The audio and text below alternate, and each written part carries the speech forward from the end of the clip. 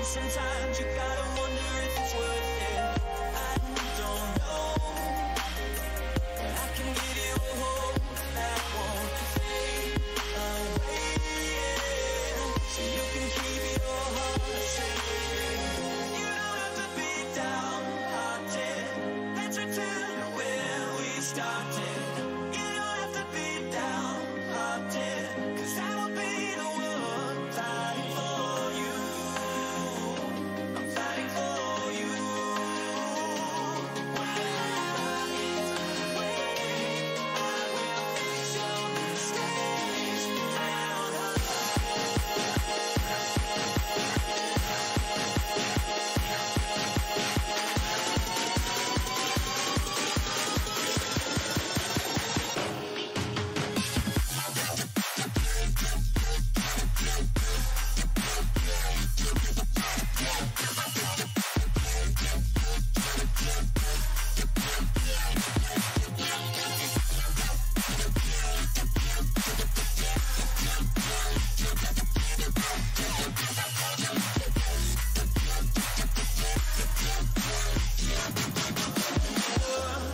Takes hold, it never lets you go. Through the snow, we got a long way left to go. But you don't have to be downhearted. Let's return to where we started. You don't have to be downhearted, 'cause I will be the one fighting for you. I'm fighting for you.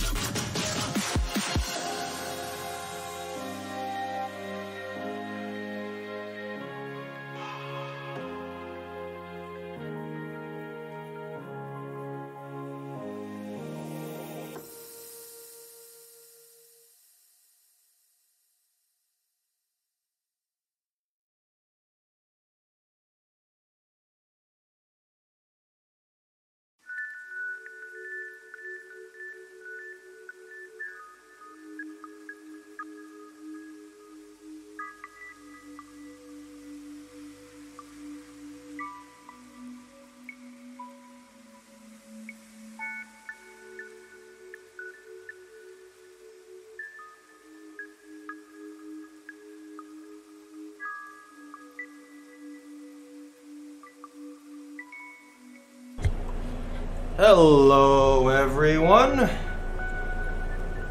Our stream is starting now. Oh hi, Sarah! How have you been? How was that movie you watched? Driver, right? What was that movie about? I might be thinking of something different, but is that an action movie? I might have seen that already before, but I forget.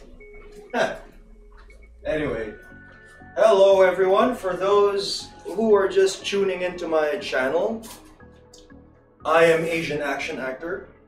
I am a professional model, actor, stunt fighter, fight choreographer, and diet and fitness consultant here in the Philippines. And as the title suggests, I have had a few instances in learning fight choreography geared to sort of like big budget movies.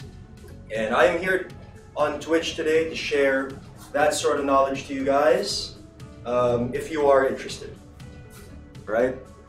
So as usual, as usual, we will have our training lessons here. These are the ones that I will be specifically covering today. So I will be warming up with some leg lifts. Then we'll go into our basic punches and kicks. Then I'll be doing 3 specific dynamic kicks, a lot of which you will find in a lot of action movies, like, you know, again, the superhero movies, like Panther, Captain America, Avengers, and so on. And then I will go into my bodybuilding routine. You will see how someone like me maintains the look. Because I will say up front that maintaining the skills will only take you so far, you know? It won't get you that hero look, that leading man look that'll get you the job, right? That superhero look that you look for. You will still need to do some good old weightlifting for that, and I will show you my personal program after all the martial arts are done.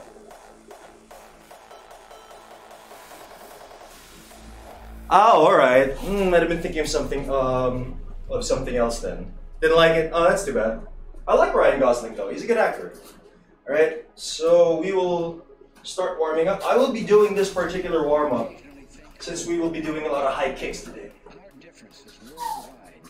So you guys can do this sort of warm-up too if you are doing a similar sort of training routine. As you can see, I have literally just started training. Alright, but I can already lift my legs quite high. Quite high meaning above hip height.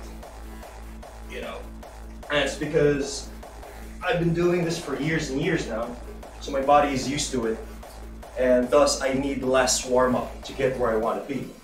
But if, for example, you want to do this particular warm-up, if you want to, like, after my stream, you want to take some of this knowledge and do the training program yourself, and you can only do this warm-up until this height, oh sorry, maybe even lower, like that, lower like this.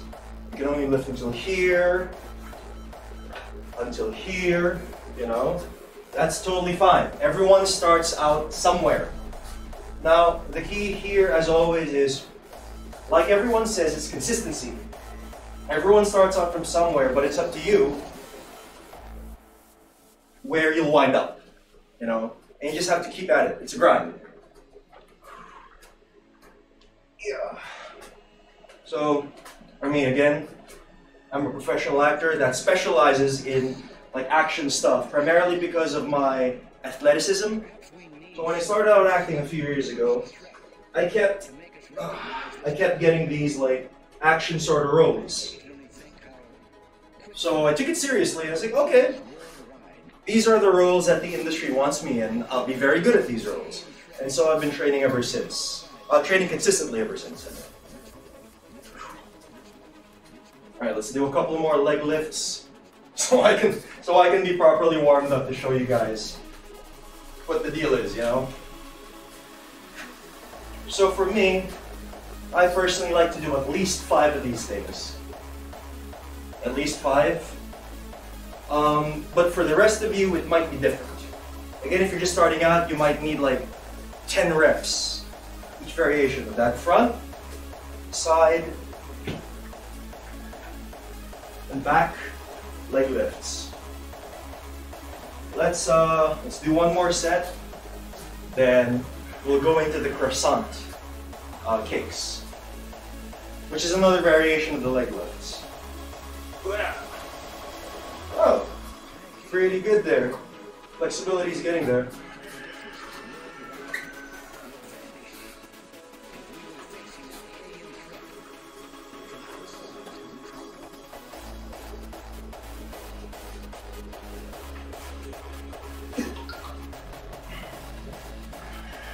Back kicks, back lifts, back leg lifts. Nice. Not really a back kick, this one. Yeah. Alright. Oh! Chat. 100 movies bucket list poster that you're following. Okay. What was the, is this like a ranked movie list? Or is this just, you know, alphabetically sorted what was it? Is this like number 1 is The Godfather or something? If so, what did the poster rank Drive as? How do I do the splits? Okay, Sarah. I don't want to skip ahead. We'll be doing splits near the end of this.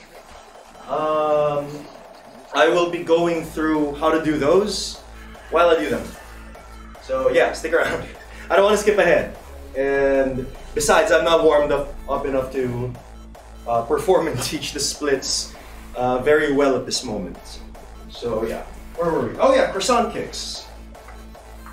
Oh yeah, by the way, we have this lesson plan here, ladies and germs.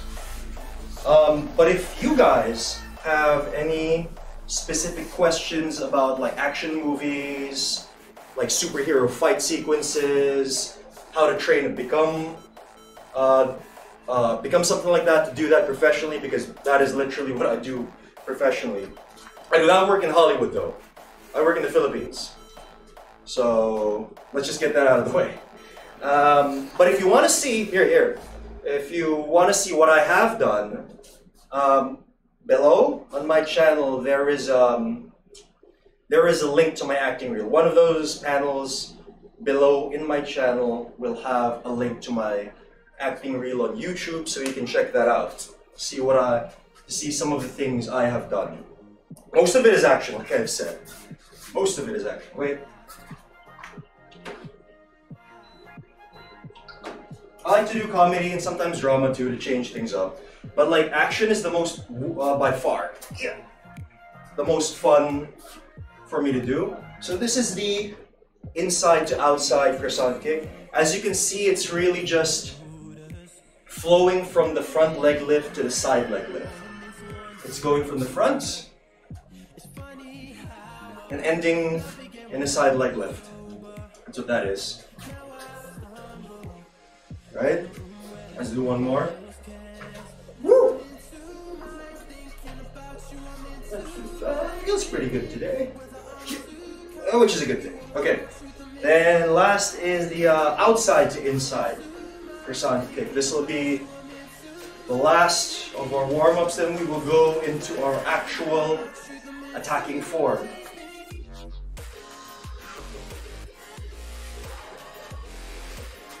So it's the opposite, outside to inside. It starts with your side leg lift and ends with your front leg lift.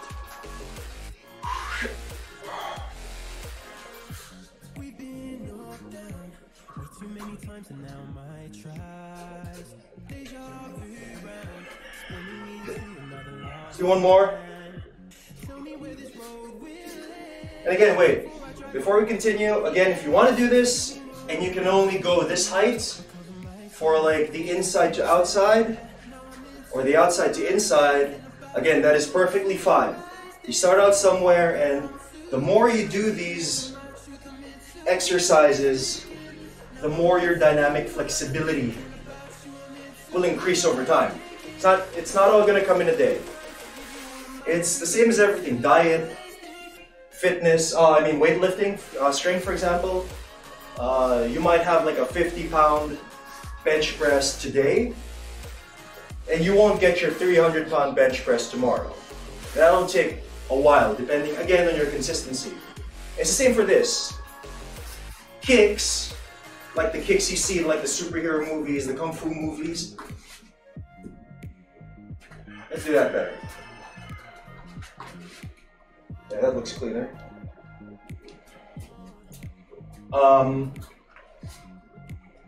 That is called dynamic flexibility, where you're moving a joint into a higher degree of flexibility than it normally does. But like things like the splits and other stretches like that are called uses static flexibility, where you hold the position instead of moving into it. Right? So that's the difference. Ugh. It's a Sarah.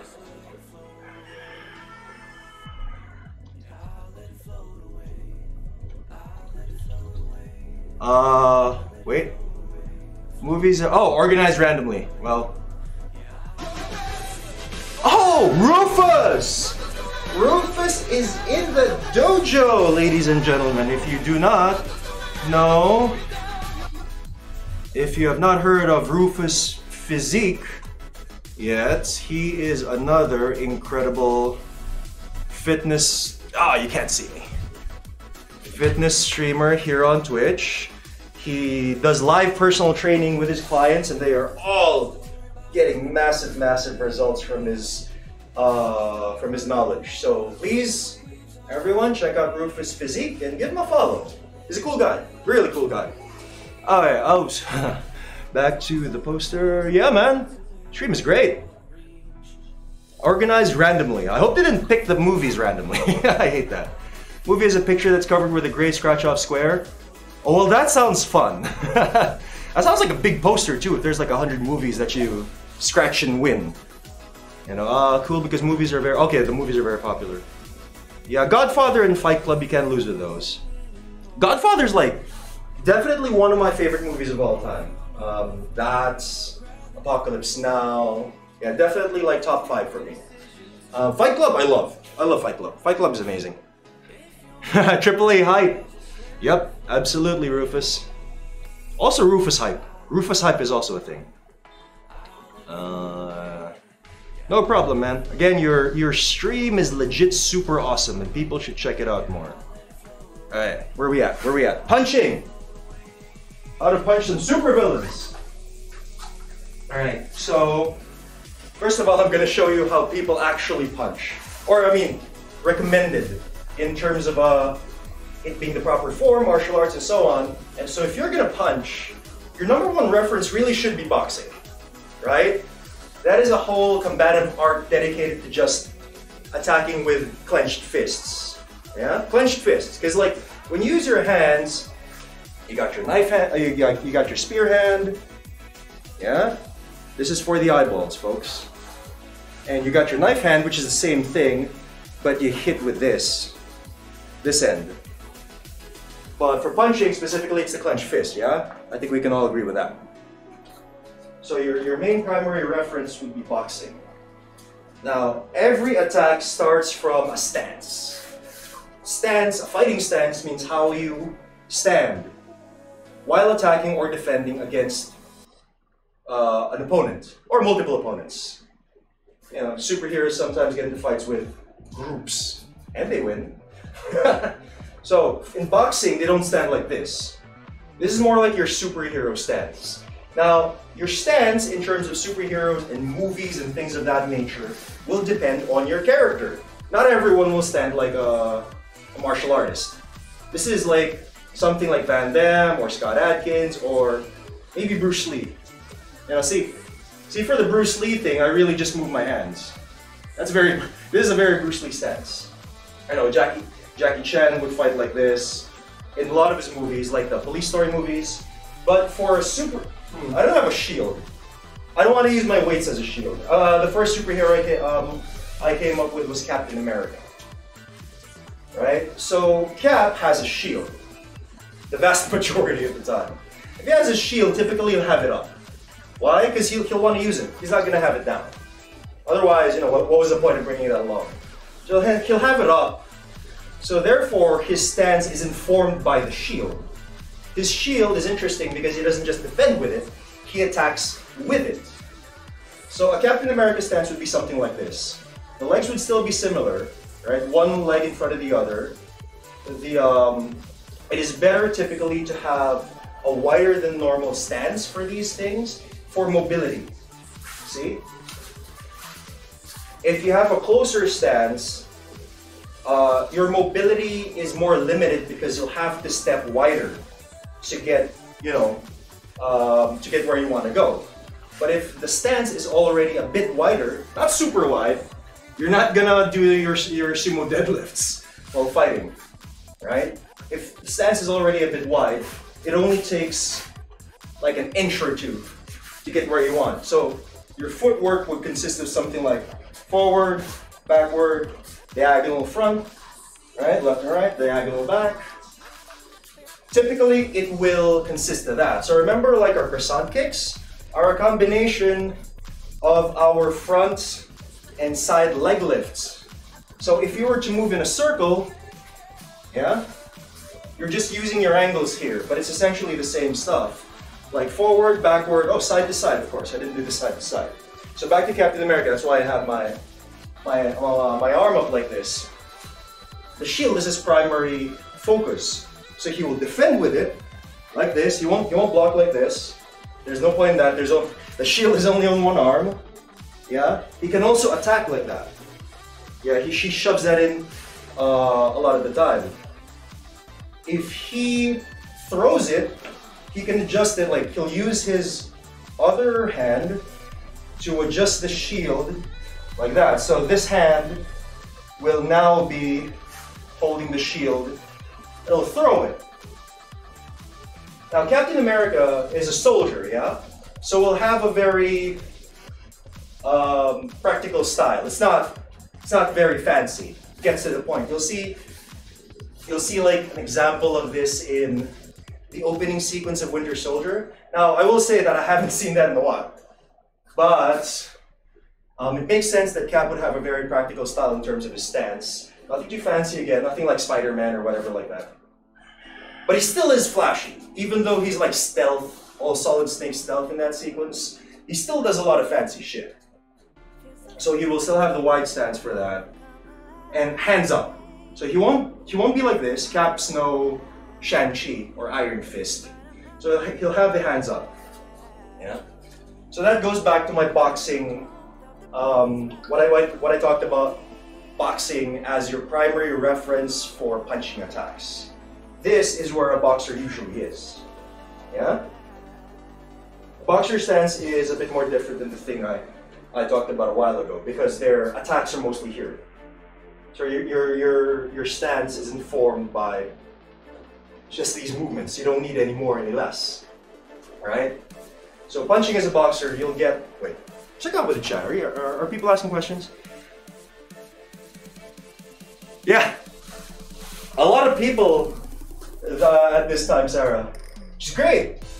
A lot of people find this very informative and interesting. So, boxing. It's around here, not really here. If you're doing it like this, you're actively defending. You know? This is actually also very dangerous if you stay here, because look here, I'm kind of open. But yeah, you can do that. That is a legit boxing term. I am not a boxing coach or a competitive boxer though. But for my job as an action actor, I have to know bits and pieces of pretty much everything. Yeah? So if I teach you these things, I won't get you to the point that, welcome to the dojo, push R. Oh, and Sarah, you requested this a bit earlier, and what do you call this? Whenever someone follows me, I have to follow suit with Mr. Van Damme up there. And Rufus, I neglected you a while ago. If you're still there, I apologize. This is your welcome split, Rufus. Yeah? And this is your welcome split, push R. I'll do those separate. Back to back. Instead of just holding one and just cheating for both of you. Welcome to my humble dojo here in the Philippines. I hope you enjoy this little talk of mine, and I hope you find it very informative. It should be for those of you that love superhero movies, especially with like Spider-Man and Aquaman are almost upon us. That's going to be interesting. I'm not sure how Aquaman fights actually. Oh!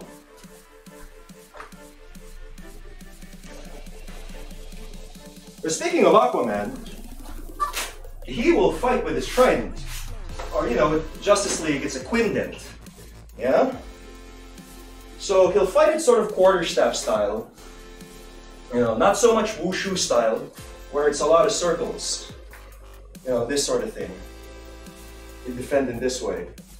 You know, wushu, it's very circular. I'm gonna go really slow here because I'm gonna hit my camera. Plus, I'm out of practice with the staff work. We're speaking Aquaman here, and you will see this in a lot of the promotional material. He'll be fighting like this. Why? Because there's pointy stuff at the end here. So it's pretty much the same stance, yeah? That's what I was doing a while ago. And you just insert the trident here. Welcome to the dojo, Munchie27! Oh, I can't split like that. Thank you for the follow, Munchie27. Hope you find all this informative and perhaps get you more excited for Aquaman. Personally, don't hold this against me, DC fans. I am looking forward to Aquaman too. But I am, you know, Into the Spider-Verse is looking really, really good. So if I were to rank, yeah, I have to be honest. I'm kind of looking forward more to Spider-Man than Aquaman. I love Jason Momoa in Justice League though. Like even like his yeah, Sarah. I hope they enjoy the stream as well. Oh, what was I saying? Oh, I love Jason Momoa in Aquaman. I love Jason Momoa, period. I watched a lot of Jason Momoa before he was even Aquaman, so yeah. I watched like, I didn't watch, what was that? Baywatch Hawaii? When he first became a thing? I knew of it, but didn't really watch it and wasn't aware of Jason Momoa, of him being Jason Momoa when I was like looking at Baywatch Hawaii. What was that, like 15, 20 years ago, Baywatch Hawaii? But, what do you call this? Conan. He starred in like a Conan movie about a decade or less back. And I was like, fuck, this is a good Conan movie. At least I thought so. I haven't seen it since. But that's when I first became aware of Jason Momoa. And I became a real huge fan of him after. So anyway, Aquaman. So he will have the exact same stance but have it here. So your primary, the hand that is primary moving is this one. It's the lead one. Now, if you were fighting, that's your lead attacking hand, yeah? It's the same here. The hand would be somewhere in the middle. Yeah? Balanced. Oh, balance that thing. Yeah? Oh, not so balanced. But you get the point. This other one is near the end. Don't hold it like absolutely at the end. It's not a pool cube. You know? Although you do stab with it. You know, you do stab with it. You do poke with it. You Soul Calibur fans out there, this is a very Killick thing. But Killick's stance is a bit of everything. Yeah, he does mix in wushu and quarterstaff stuff. So it'll be around near the end. Grip it comfortably. I'm teaching Aquaman shit here and I'm talking like I'm underwater. Good talk. So this is primarily for control. See this? I'm really just holding this, but it's like, you know, make sure everything stays in place and in balance and things like that. So I can actually, you know, attack with just this, but see how off balance it gets. Because it's a very long piece of wood. So this just balances everything out. Alright? And again, I'm a bit out of practice here, but just for people who want to know quite a bit about the Aquaman fighting style, especially when he has something like this, your trident or quindent, you got your stab, you know, what is that called? This is your thrust. I was going to call it a hook. That's not exactly, you know, but yeah.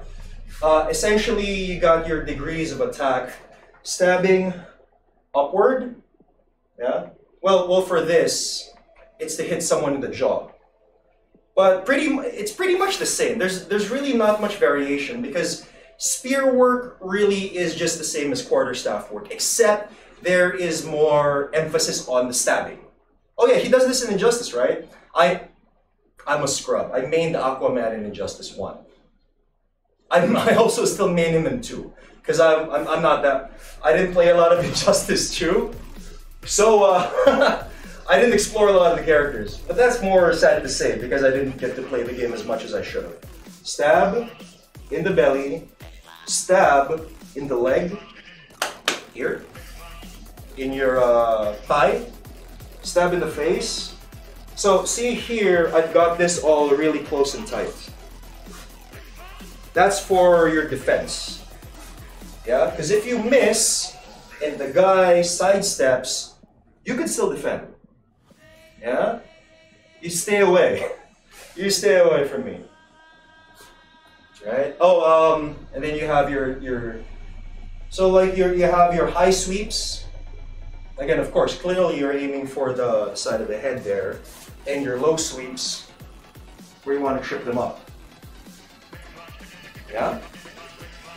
And you can do the exact same thing with the body. 3, 4, stab. You can also do the, again, like upward and diagonally upward. Diagonally. I have a pretty low ceiling, guys. So I'm not really, I really should be like swiping this all over the place and with greater speed. But I'm kind of afraid to poke a hole in my roof, so I'll just show everything in slow motion, yeah? And so here you would need a bit of momentum, so I'll show it like this, right? It's resting on like my traps. And this again is for the control. This lead hand / arm is the one that's primarily controlling it. And you twist with your hips, slash downward, and slashes. Yeah, they're called slashes really. But aside from that, that's really all that is for like staff / trident work. Because the thing with this is why staff work is generally so efficient is because it's simple, you know? It's a simple weapon, it doesn't have a lot of attacks, but it's very effective nonetheless. And of course, like it has like stuff like range and attacking power, because it's a fulcrum on that thing is huge. Right. Oh. Push R, thank you very much. Cool stream. Thank you, thank you. Oh, back to the basics. Oh, Captain America. We're talking about that. Throw the shield, go back here. Yeah? And I was gonna talk about, oh, Creed. Did you all watch Creed? If you did, you should still watch it before all those Christmas movies come in. Creed is awesome. Now, the critics say it is predictable, and yes, it is. But it's still an amazing movie. Great boxing sequences. Michael B. Jordan and Stallone are amazing. Everyone there is amazing. Great actors. The structure of it is super predictable, like the vast majority of Rocky sequels. But the execution is excellent. So it is still very much worth watching, especially if you're a Rocky / Creed fan. So boxing as the best reference for punching, but even so, like in Creed, it is still movie punching. Yeah? If you put the scenes of the action sequences of Creed 2 alongside like highlights of Manny Pacquiao or Mike Tyson or something like that, right? Actual realistic boxing.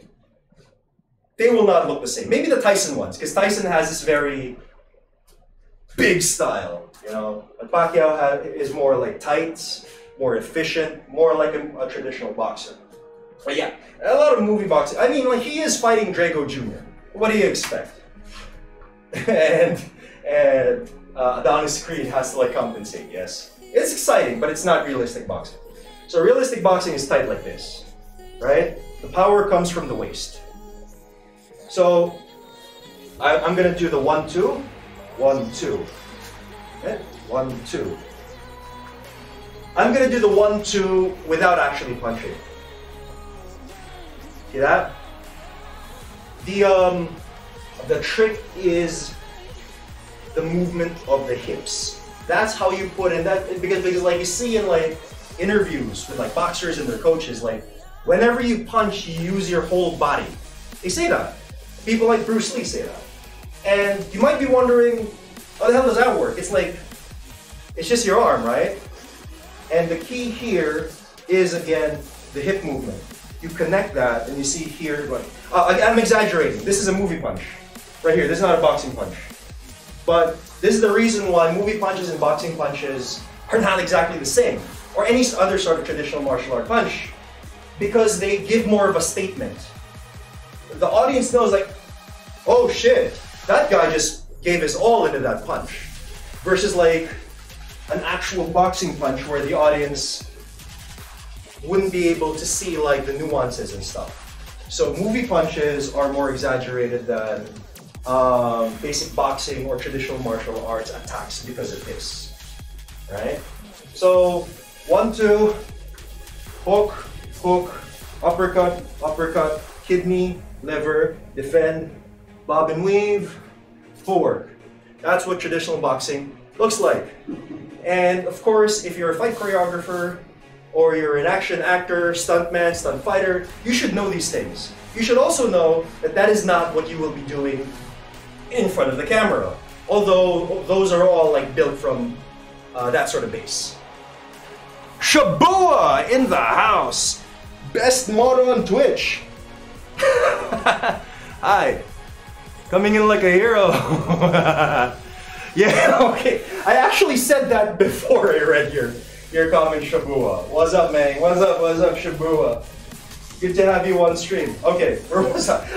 I lost it when I saw Shabua in the chat. Big fan of Shabua. Fantastic modding skills. Okay, so for movies, I showed your lead punch, right? So in boxing, it looks like this.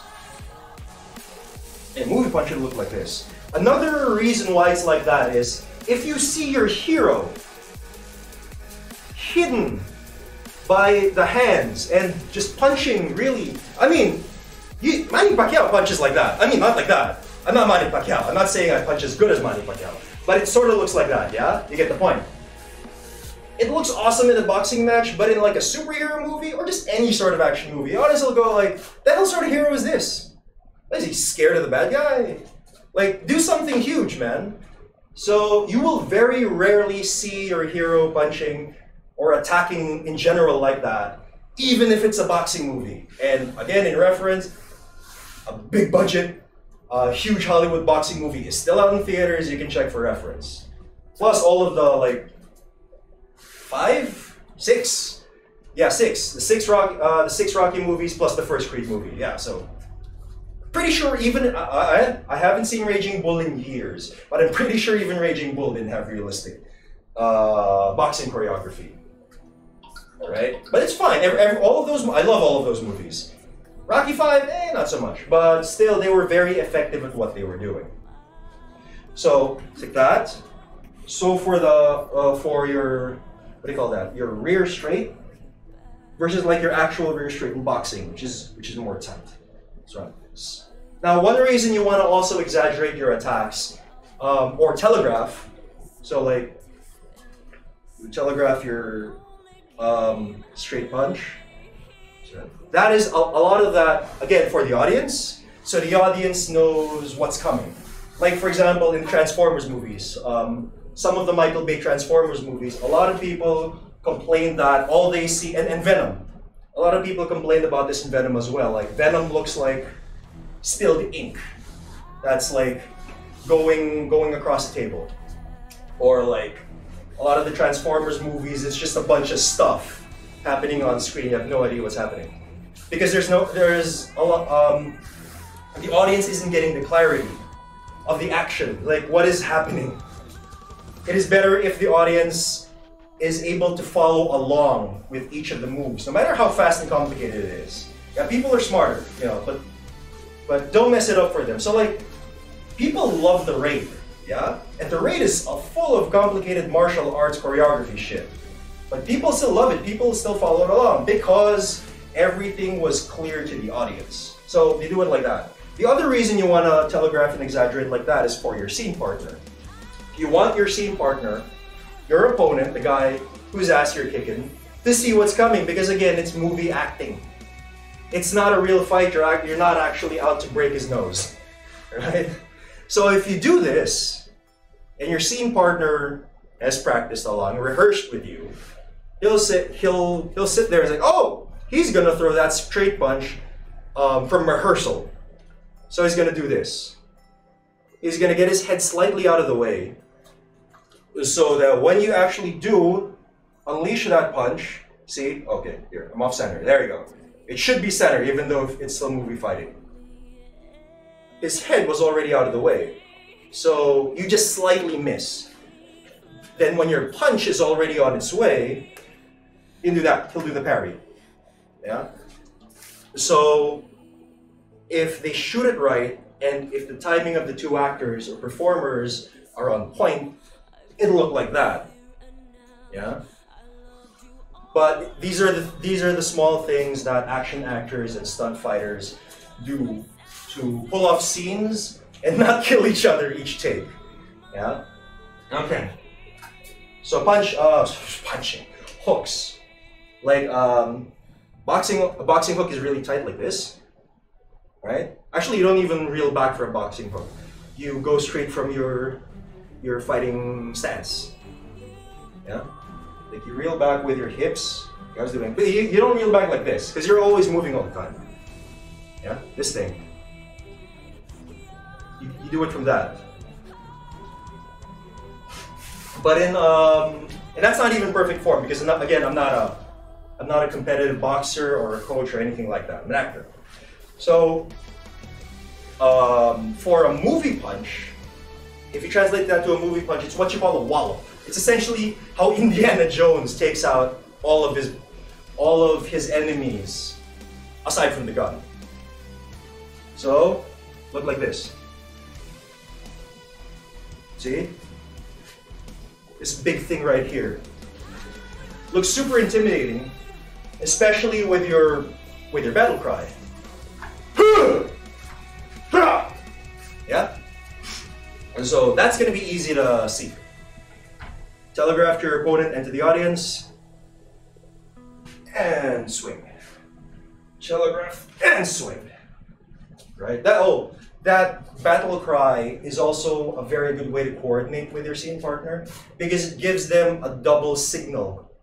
Yeah, it's not just the visual, it's auditory as well. So the trick there is to yell right after you wind back. So wind back and ha! Right? Ha! You can't tell. Versus like ha! Right? So that way the guy's like, okay, he's gonna hit me right now. And he's gonna prepare. When you see him start to go into that position, you attack. That's how that works. Actually the other three attacks aren't that much different from traditional boxing attacks. So you got your uppercut. Uppercut? Yeah? Which is not that different from your traditional boxing uppercut, except again for your projecting it. Go down here. Oh, go down here, then up here. Because even like you can't really exaggerate an uppercut too much, because even the audience will think it's stupid. Everyone knows that you don't do a shoryuken in real life, even though you could. Audience doesn't like it. They still like this sort of uppercut. Sarah, Shabua, best way to knock somebody out. You have a fight tomorrow. Shabua, what do you actually do? Best way to knock somebody out is to catch them off guard. You can knock someone out with pretty much any attack, but you have to catch them off guard. So, a very Bruce Lee way to do it is, for example, the guy does a straight punch, yeah? It's super awkward for me to demonstrate this without actually a partner, but bear with me. I'm gonna answer your questions for reals. So it's straight punch, yeah? The most basic attack. So you guys can easily imagine. You parry it here, yeah? What that does is it redirects the punch. So if my straight punch were to be parried, it'll look like this. Right? Because I'm expecting my momentum to go straight, but someone redirected it to my left and downward. So that's where my whole body will go. Because again, if you're punching, even if you're a drunk guy, punching like that, yeah, it'll still, actually, you don't have to parry it like that. You just step out of the way. You see it coming from 10 miles away. But anyway, let's say you're fighting someone more legit. You parry it like that, redirect it like this. So what Bruce Lee does, he does an additional step. He parries it, yeah, parries the wrist, and you don't need to do a lot of force. like you're pushing a bench. You're pushing your barbell in the bench press. You don't need that much force. You just tap it. Yeah, because the guy is already applying the force. You're just redirecting it. And this is real. It's a real thing, guys. It's not some kung fu magic. It's like physics, right? You're redirecting it, and Bruce Lee does this additional thing to add more force to the attack. Right after parrying it, he will grab the wrist and pull the guy down. So what will happen is he will do this back fist, the Bruce Lee back fist,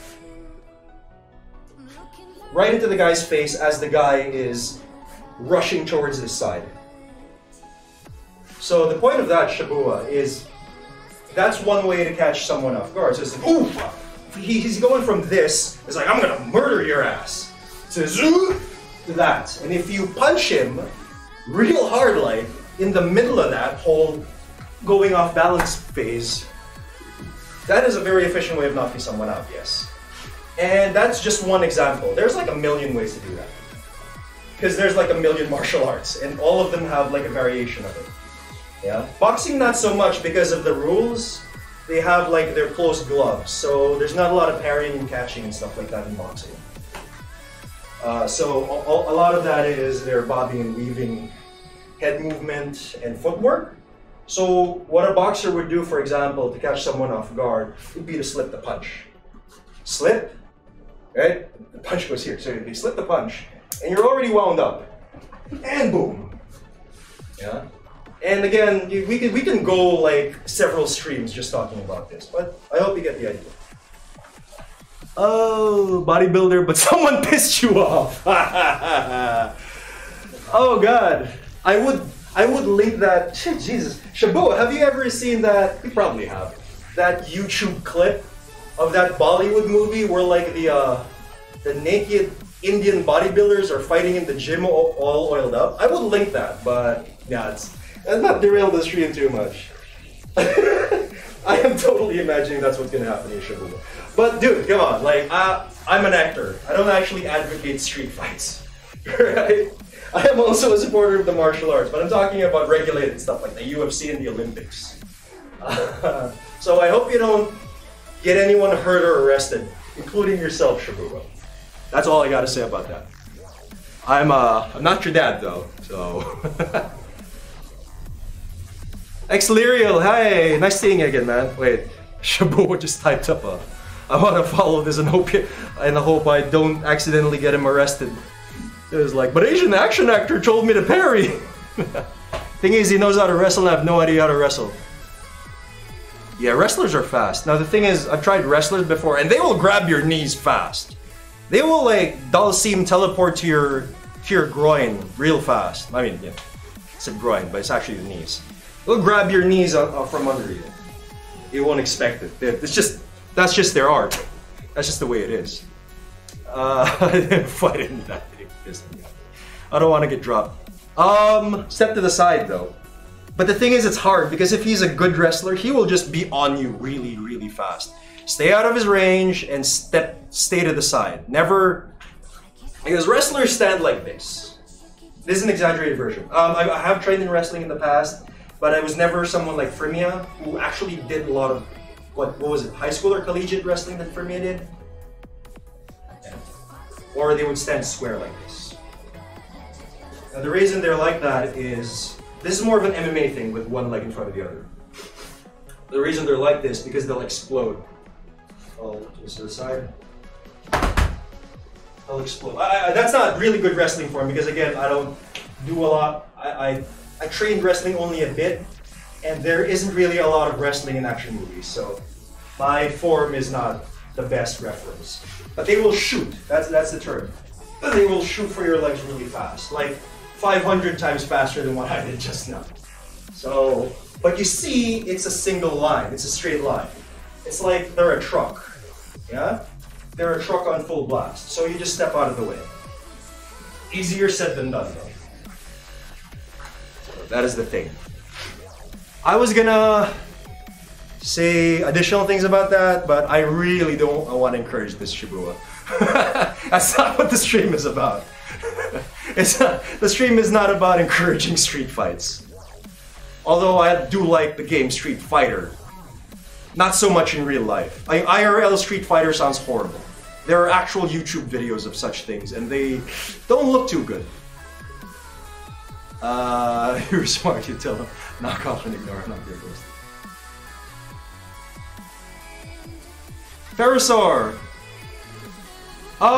Yeah, I went straight into it, but hi Pterosaur. I wanted to greet you first before reading all that. Yeah, I checked the VOD, I didn't find, anything really... No, because we fixed it the last time, right? I looked at that portion again, and yeah, it looked okay. Although I will admit that I haven't watched the link you sent me yet. I looked at it a bit, but it didn't watch all the way through. So I think I have to like check out which portion of that actual vid you sent me is the OBS stuff that I need to look at. Pterosaur with the wrestling knowledge. Did you wrestle in like school, Pterosaur? Because I'm admitting, I said like a million times before I did that I wasn't an actual wrestler. I was just making a point. So pissed off, I had to grab his neck and just crush it. Yeah, I don't think jail is worth that. Oh shit. Alright, Pterosaur, yeah, additional technical knowledge, I would really appreciate that, for sure. Okay, oh, God, my mouth is so dry. I need to do this, guys. Besides, I'm getting dehydrated here. Alright, a word about dehydration.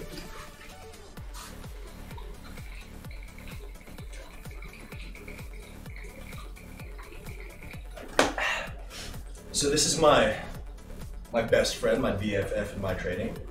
This is my gallon of water. I drink at least 2 of these a day. 1 during my training. I train about, well, my training is technically about 2 to 3 hours, but my streams are about 3 to 4 because of the talking. Now, I drink pretty much all of this during my training and drink pretty much another one for the rest of the day. So yeah, I drink about 2 gallons of water a day. And it keeps you healthy, guys. Don't be dehydrated. It causes a lot of bad stuff in your body.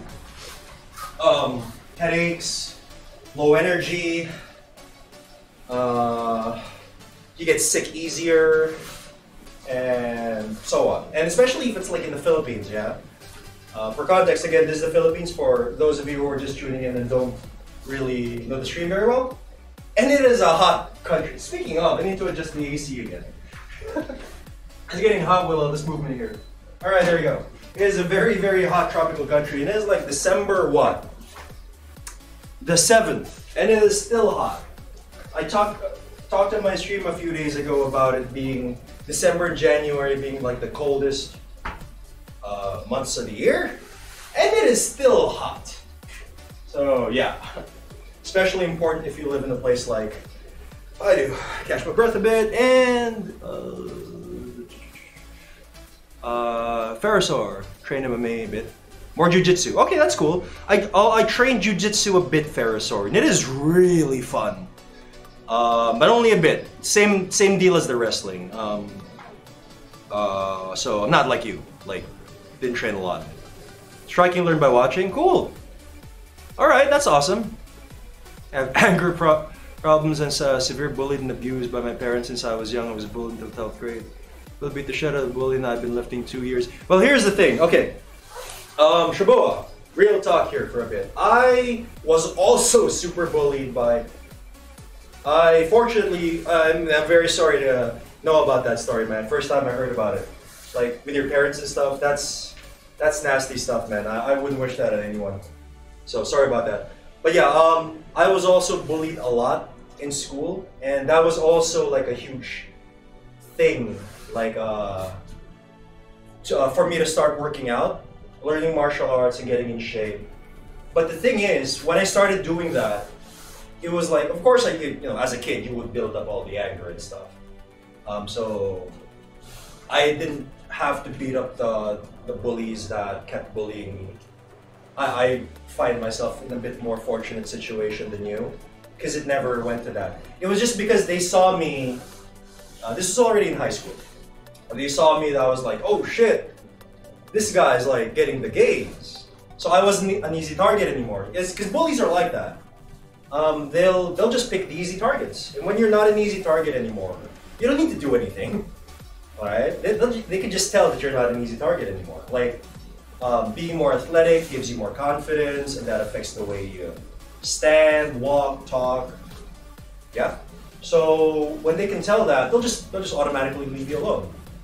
And if they don't leave you alone, at least as in my case, I had enough confidence to like not be bothered by them anymore. Like, you're not worth my time anymore, you know.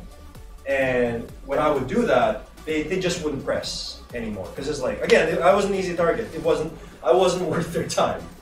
It wasn't worth the lunch money anymore. Hey, Al Bundy is my Al Bundy is my hero 666. Awesome name, bud. Train Krav. Wow. Shit. Yeah, I have trained Krav Maga a bit, but I will say that it was for acting. Yeah, I had to learn a bit in some fight choreography because I have done roles like as soldiers. I get cast as a soldier quite a bit. It's because of the way I stand. See, I'm just gonna stand normally. I stand pretty straight. So a lot of the times I'm gonna go into a movie and just enter the room and stand in front of the table where the casting people are. It's like, oh, soldier. It's like, okay, I could argue with that. So for some of them, I had to learn some of Krav Maga, just to know the super basic stuff and like where to put your hands. Because Krav Maga is very specific, and even if you don't do a lot of it like on screen, just the mere presence of someone going into like Krav Maga stuff will like give an impression to an audience like, oh, whoa, these guys are for real. Especially when you're like in the whole military getup and stuff. Gachi, Imnotavk. I have no idea who Gachi is, so no, there's not Gachi. Oh wow. My voice it is. Oh, Ferrosaur, thank you very much. It might have to do with the the manual focus. In that sense, okay, Ferrosaur, here's what I'll do. Terribly sorry, everyone. I was just informed that my camera is out of sync. I will fix that real quick, so you don't have to suffer through it. We'll just have to bear with the autofocus again. Now we'll fix my focus again. Because what I did was, I turned off my autofocus and switched to manual focus, but apparently that screwed up the syncing. So I'll just turn on autofocus now. I think that's the going in and out, the camera going in and out is slightly better than just everything being off sync forever. So thank you for a sword. I actually did a test of this a while ago and I didn't notice anything. So it might have been something that occurred a couple of minutes into my stream. I don't know. But thank you for a sword. Yeah, I'll do that, Shibuya. Okay, Zopis. Okay, Epon's parents didn't feed me. Shibuya, this story, man. I have some. Oh, there's the autofocus. Sorry, guys. I will fix that. Thank you again for the heads up, Ferrosaur. Shibuya, I have some advice. You write this book and you will sell a lot of shit, man. You will sell a lot of. I mean, I'm sorry, but that all sounds horrible. But man, this sounds like a mighty interesting book. I lost it there. Where I got bullied, skinny piece of shit. Man, those words are real, man. Those words are real, man. Yeah, I'm reading this stuff and like, wow. That's no good. I understand where the anger is coming from, Shibuya. That would just take everyone to like, yeah, the angriest places. Don't leave you alone. A kick to the groin, a thumb in the eye works. Yeah, I would only really advise that if they like become physical themselves, you know. If they're like, if it's just words, I would just avoid them. I would just avoid them. And if like the teachers and stuff are reliable in your school, I'm guessing not. They might help you out, like guidance counselors or some shit. But if not, if it's just words, you just avoid them. If you have to really defend yourselves, like they're grabbing you and stuff. What was his name? Al Bundy? Al Bundy's his hero? Al Bundy is his hero. That's your hero. Has got it right. That's a Bruce Lee thing also. I mean, Bruce Lee didn't invent this, but yeah, it's a thing I most associate with Bruce Lee a lot. It's go for the groin and the eyes. You can't lose with that. Only do that for self-defense. Like again, they're like grabbing you all over the place, pushing you down, beating you up. Yeah. And if someone asks you why you did it, they were beating the shit out of me. What was I supposed to do? You know. Okay. Where we got? Al Bundy. And you say what movies you have been in. No, Al Bundy. That is not a secret. But the thing is, all of the movies and short films and stuff that I have been in are local Filipino stuff. But here's the thing, Al Bundy. Down below my channel, you will see a link. It's in one of my panels.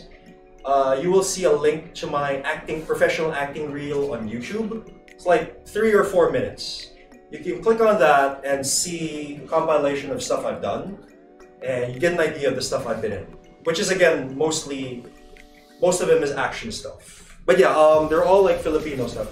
Some of them are international short films, and you'll see most of that in the reel as well. One of them is one of the international short films I did was a time traveling zombie movie. Hey, I actually found it enjoyable, and it like won some film festivals in like the US. So, but it's a time traveling zombie movie. What was it called? Dead Time Travels. It's one of the things. And just in August and September, I had a role in a Korean movie. A Korean movie that was shot here in the Philippines because a huge part of the plot was finding buried treasure in the Philippines. No joke. So I was cast in it, and I was one of the bodyguards of the main bad guy, the kingpin sort of guy. And it was a good Korean cast. If any of you guys like have seen the awesome R-rated Korean action movie Man from Nowhere, the main bad guy in this movie was that. So I got to work alongside of that guy a lot, which was fantastic. Oh, so we had the movie again. The Korean movie was called Package Golden Holiday. You can check that in the in IMDb. Pretty sure that's in IMDb. Thank you very much for that, Ferrisaur. I'll look at that later. Not right now. Captain America? No, I wish I was in Captain America. Well, are you watching the? Are you watching my reel right now? That's a short film. That's a fan-made short film that I was in. That had some pretty decent. That had a pretty decent budget and choreography for a fan film. Yeah, it was like Avengers and stuff. So, but no, not. I wish. I would love. That's like the dream, to be in these movies. That is the dream. But no, not yet.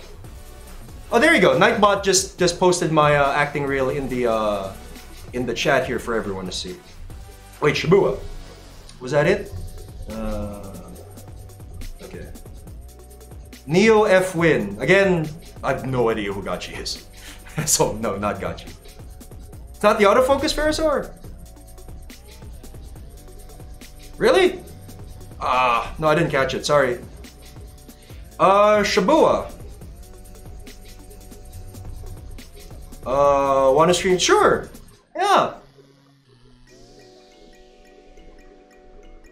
Well, one thing I can advise for like that sort of stuff is to divert it, Shibuya. So, Twitch could be a good way to do it because like Twitch streaming will take up a lot of your time if you take it seriously, you know, because at least that was the case for me because I didn't just want to stream whatever. I wanted to stream like, I wanted my stream to look good and be good. So like Ferrisaur here is super good with this stuff and is giving me a lot of technical advice and I'm taking that seriously. So if you do it that way, it'll take up a lot of your time, Shabua, and it'll essentially just keep your mind off the bad shit. Because me, I enjoy Twitch streaming. So it is a good positive thing for me to be focused on. And because like everyone has problems in their life, but the trick there is, and it'll always be the case. You'll never go too long without problems in life. It's just the way life works. It's the balance of the cosmos, or whatever you want to call it. But the trick there is to just focus on the good stuff. You know, with the bad comes the good, and the vice versa, and blah blah blah blah blah. Pick your philosophy. So just focus on the good, like as often as you can, like every time. And if Twitch streaming can do that for you, then awesome.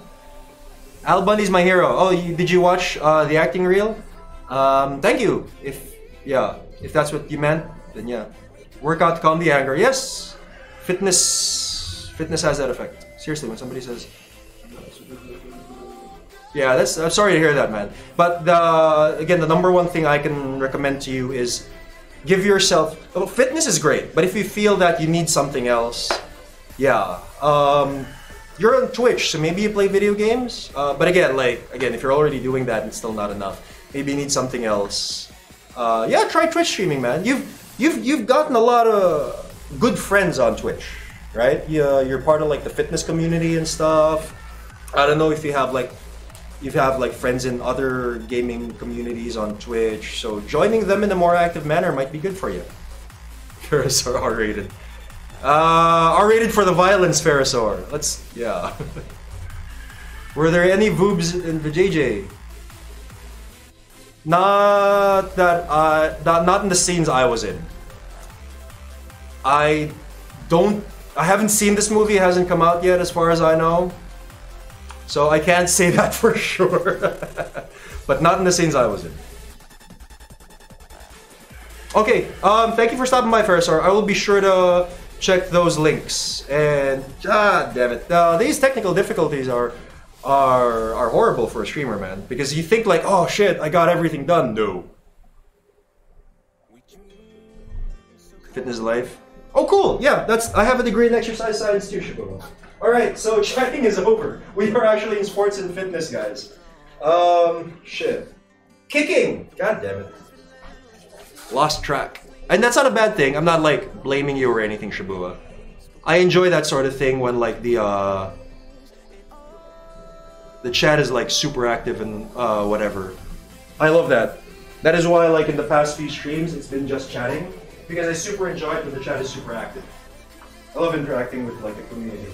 But people are coming in for the title. And yeah, let's do that. So, for those of you who have just tuned in, especially for that title, click bait. We are done. You can see what I have already discussed. So we're done with the warm-ups. We're done with the punching. We're done with like discussing superhero fighting stances and stuff. And we are gonna do kicks. Alright? We're gonna do like high kicks. High kicks are not really something a lot of superheroes. Oh, Captain America would do something like that. So, I'll do a lot of high kicks, but I'll keep it like in topic. Yeah? Because I can do all the high kicks in the world, and really, it'll only be... What? Captain America... Oh, Daredevil! There you go. Captain America, Daredevil, Iron Fist would do something like this. So... Right? So, if you want to do that, a lot of that has to do with the dynamic flexibility you build up over time. From things like your leg lifts. That was the warm-up we did earlier. Again, it's like this for the fronts. Side. Excuse me, folks. And back. Oh, not and back. Here's a couple more. So, is your inside to outside croissant kick. These are just warm-ups. These are not the actual kicks. I'm just showing you guys the path towards the what do you call it? Getting high kicks. So by far the most common high kick you will see in like a superhero movie or most action movies will be your head kick. Looks like this. So to get your leg that high, you have to open up your head. If you stand just like this and you try to kick high, your leg won't be able to open up that angle because you didn't open up that hip. Yeah? But if I lean my back a bit so it opens the hip joint over here, kick. See, it's a lot higher.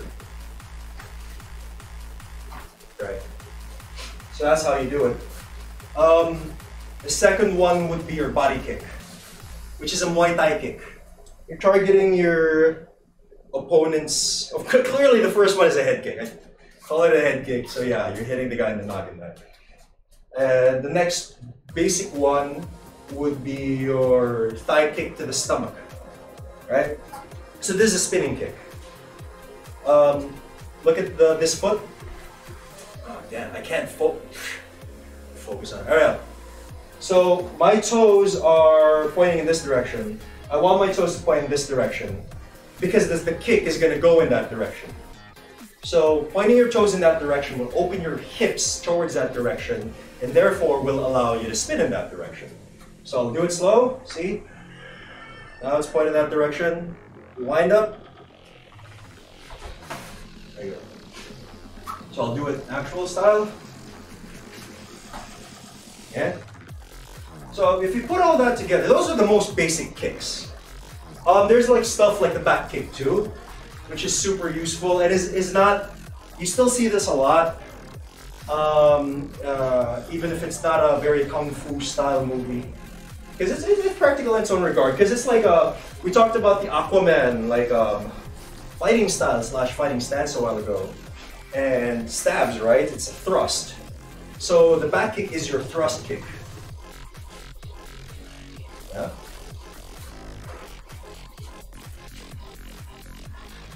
That's like your thrust kick there.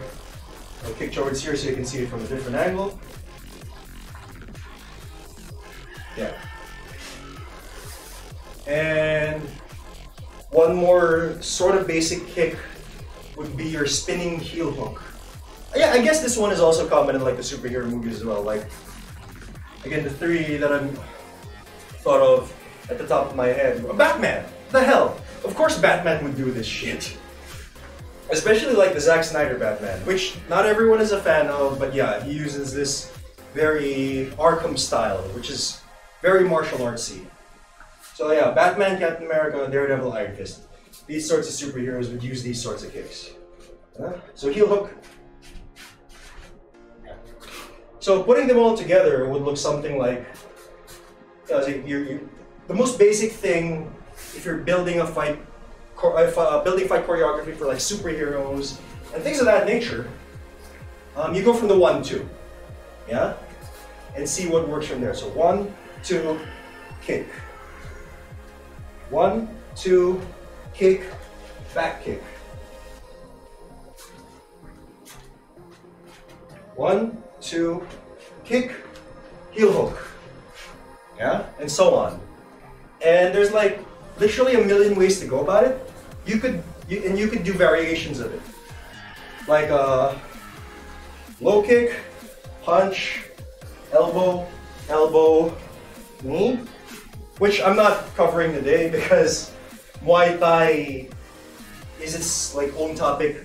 We can talk about that as much as possible. If some of you guys really wanna know more about elbows and knees, I'll go into it a bit. But yeah. Oh, let's not forget the Spartan kick. The This Is Sparta kick. It's essentially, it's a front kick, yeah? So if you want to do it like in 300 and yell "This is Sparta" as your battle cry, what you do is you have to chamber it first. Chamber it like that. And then you thrust it out. It's a thrust kick, so it's like that spear from a while ago, that trident, sorry.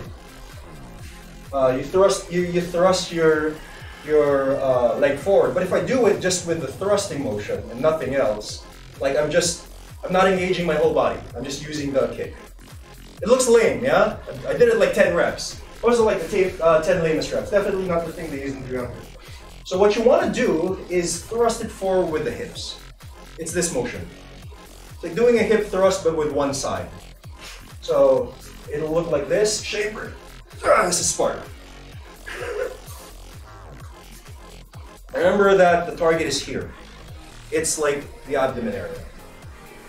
So, yeah, that's your smart kick right there. Whew. Man. Yeah, those are your basic kicks. Van Damme kick, ladies and germs, is coming up next. I'll need some water. And I will apologize in advance. Someone just informed me that like my video may be out of sync, and I turned on the autofocus to try and compensate. Not sure if that helped, but yeah, I'm apologizing for that right now for everybody. I'll fix it, just not right now. Unless it just really bothers everyone, then I'll take like 5 minutes to fix that shit up.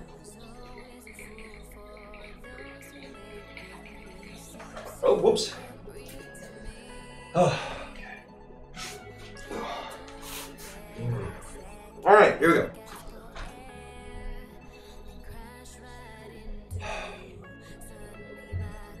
All right, okay. Van Damme kick, boys. Okay, so those are your basic kicks. But if you think of a kick, like a superhero, a freaking superhero kick, you don't think of like these sorts of basic stuff. Oh yeah, so you'll be thinking of the more advanced ones. Daredevil uses this kick a lot. It's called the tornado kick. We won't be following this very specifically. I love the Van Damme kick, but the only superhero I would guess that Captain America, someone like Captain America, Captain America or Spider-Man would do something like the Van Damme kick. Okay, so let's just do that. Van Damme kick and tornado kick. So the Van Damme kick is the kick that being super repetitive here, Asian action actor, is best known for. You can see him doing it in a lot of the movies he's known for, Bloodsport and all that. And yeah, someone like Captain America, and particularly Spider-Man, who is known for like all the flexibility junk, would use it. And it looks something like this.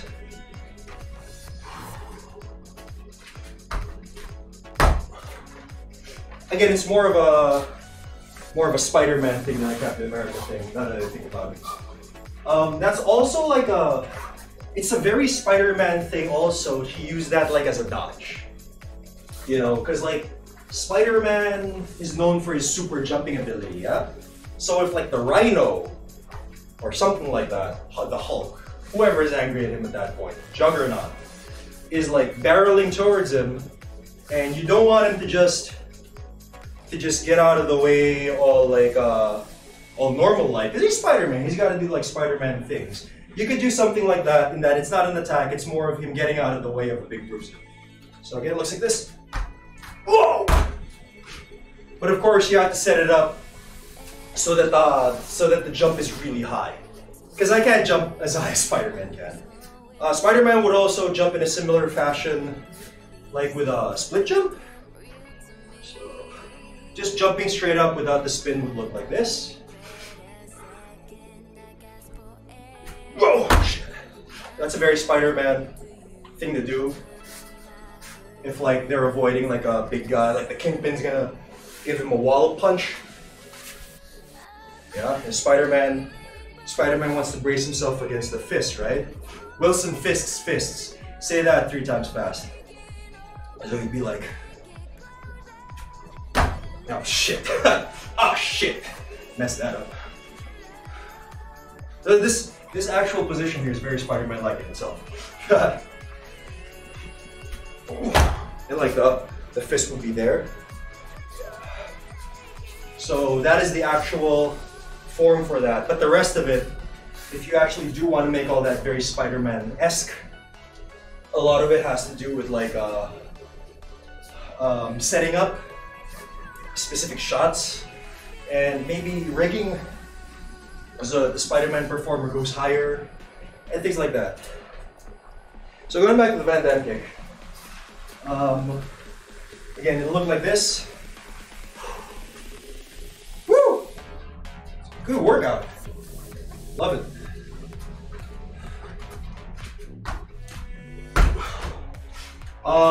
Characters like Nightwing, well, he's in Titans now. I was gonna say that he hasn't appeared in a live-action movie, although he is technically in a live-action series right now.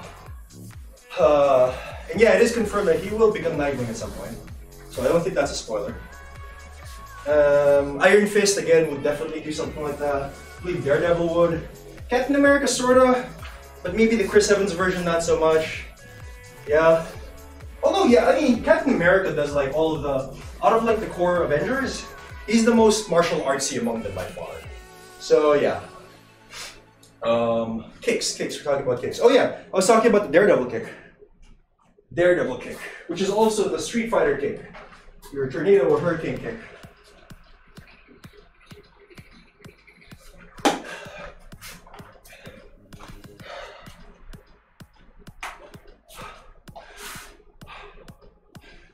Starspark Trails! Hi! Nice to see you again. Oodlerba. JCVD. RVD kicks. What's RVD? Of course, JCVD is Jean-Claude Van Damme. What's RVD? I am back just in time to see the Spider-Man kicks. glad you saw him. Glad you saw him, Shibuya. Need to be an Asian Nightwing? Yeah, right. Yeah, I mean, Dick Grayson is a white guy, so there's that. So yeah, Asian Nightwing. The guy that plays Beast Boy, shit, forgot his name. The guy that plays Beast Boy is an Asian guy, and he submitted like it was very awesome. He worked really hard to do this. I don't remember when this was, if it was just last year or a couple of years back. He submitted like a demo reel of himself as Tim Drake. Yeah? Because he was pitching himself as Tim Drake to Warner Brothers to get them to hire him as Ben Affleck's Robin. That never went anywhere. He became Beast Boy. But yeah, I mean, like for example, if they were like open to cast like Tim Drake as an Asian, hell yeah, want to be like Asian Dick Grayson, sure. Again, that is like the dream of like people like me. And that's why we work so hard. Because like you can't do this sort of job forever. When you're like in your... I'm pretty sure I can still maintain this sort of pace throughout my 40s. But like in my late 40s, going into my 50s, and especially beyond 50s, yeah, that's not gonna... Like, the pace is definitely gonna slow down at some point. I take very good care of myself. I don't like... I'm very conscious of what I do to my joints. So I can still do this in the long term. Because a lot of success in acting is being patient. Yeah, you can be the best actor in the room, but you might still not get cast because you weren't right for the character. Something about you was less than ideal, and then someone right after you walks in that had what the casting people wanted. So doesn't guarantee your level of skill and dedication is not a guarantee that you will get cast in the roles that you like. It raises your chances for sure, but yeah. So a lot of it is like just surviving in the industry long enough for you to get your chance. That's what that chance is. And yeah, you don't want to like burn yourself out too quick, because chances are you won't get that shot quick. And I haven't. I've gotten a few decent roles, but nothing really like to get me up there. So I need to like be patient, just keep it up until I get there. Yeah, but yeah, Asian Nightwing is fantastic. Would be fantastic, I mean. Goku the anime. Wait. I would definitely play Goku if people felt that I would be right for the part. Yeah. Again, that's why I'm like doing all these realistic superhero, like IRL superhero shit on Twitch. Because that is literally my thing. So you can name as many characters there as you like. I would like to play at least most of them. I mean, like, if you ask me to play the Hulk, I am clearly not big enough, or like, clearly when they cast Lou Ferrigno or made like Hulk pure CG, they were making the right call there. But yeah, if like you get an actual actor to play the Hulk, you would need like a Lou Ferrigno, not me. But yeah, I would be definitely open because again, that's like my thing. Oh, Rob Van Dam. Okay, yeah. Sorry. Ooh, the Lurlba. I tried my best. Rob Van Dam. I used to watch a ton of wrestling when I was a kid, not so much anymore. Camphor with the sub! Camphor is now an official action actor, ladies and germs. I gotta shut that out. Wait, I'm gonna do the Van Damme kick for Camphor. But if you guys do not know who Camphor is, he is oh yeah! Oh yeah! Didn't you see Van Damme proclaim that you were? You are now. So, Camphor, what you gotta do is you gotta change your name on Twitch in your settings and put Camphor Action Actor. You're gonna be CAA now. Wait, I gotta do Camphor's welcome kick. Welcome to I have to inaugurate him as an action actor now. Welcome. Cheater. I gotta do something like put like Hollywood Walk of Fame stars in this room for like the action actors that I inaugurate. Cause yeah, but thank you very much, Camphor. Super generous of you, man. And Camphor, I have the emotes ready. I have emotes, man. I've had them ready. I just have to get them approved by Twitch. So hopefully next week you can enjoy those emotes, man. Woo! All right, where we at?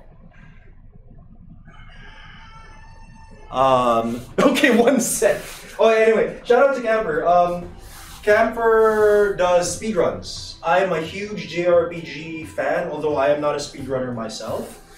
And Camphor runs primarily Final Fantasy games, especially Final Fantasy X, and sometimes 9.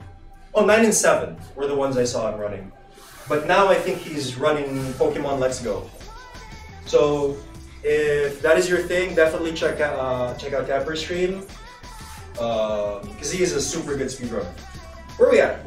Daredevil kick. We were gonna do the Daredevil kick. I went over there to drink water, catch up the chat. I'm gonna talk about Daredevil kick. You see him do this a lot. It's the tornado kick, which is again Ryu's kick from Street Fighter. Tatsumaki Senpu Kyaku, that thing. So a realistic version could look like this. This is gonna be my first rep of this, so I'll apologize in advance if I screw up this tornado kick.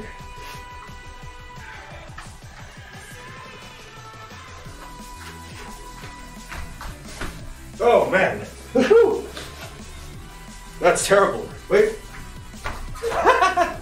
that's terrible. What?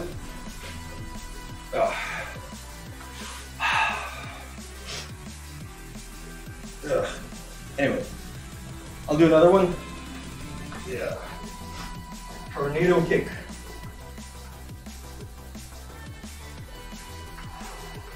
So yeah, this would look familiar to everyone who is sad again. I just reminded myself that they canceled Daredevil. Yeah, brutal. But here is our ode to that superhero.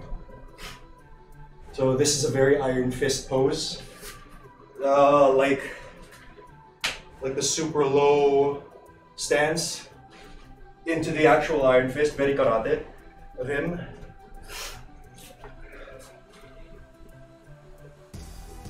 I'm crying for watching it. Okay. All right, BRB really super quick, guys. Gonna go to the bathroom real quick.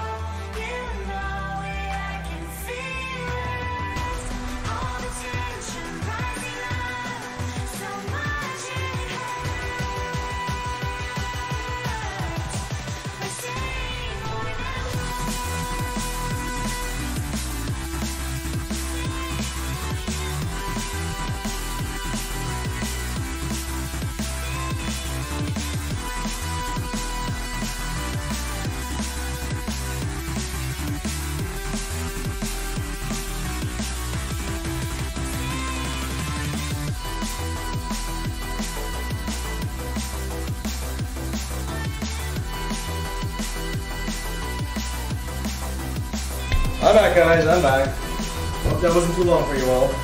Yeah. Man.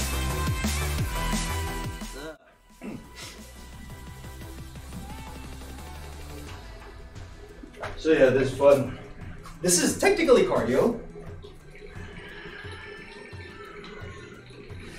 Although those of you who know me know I am not a fan of strictly cardio. But I find this thing that I'm doing right now super fun. Right? Just training my kicks, reviewing them, and sharing this with all of you. So in that sense, I don't look at it as cardio at all. I'm not a fan of like running, cycling, and no offense to those who like are into that. It's just not my thing. I do this.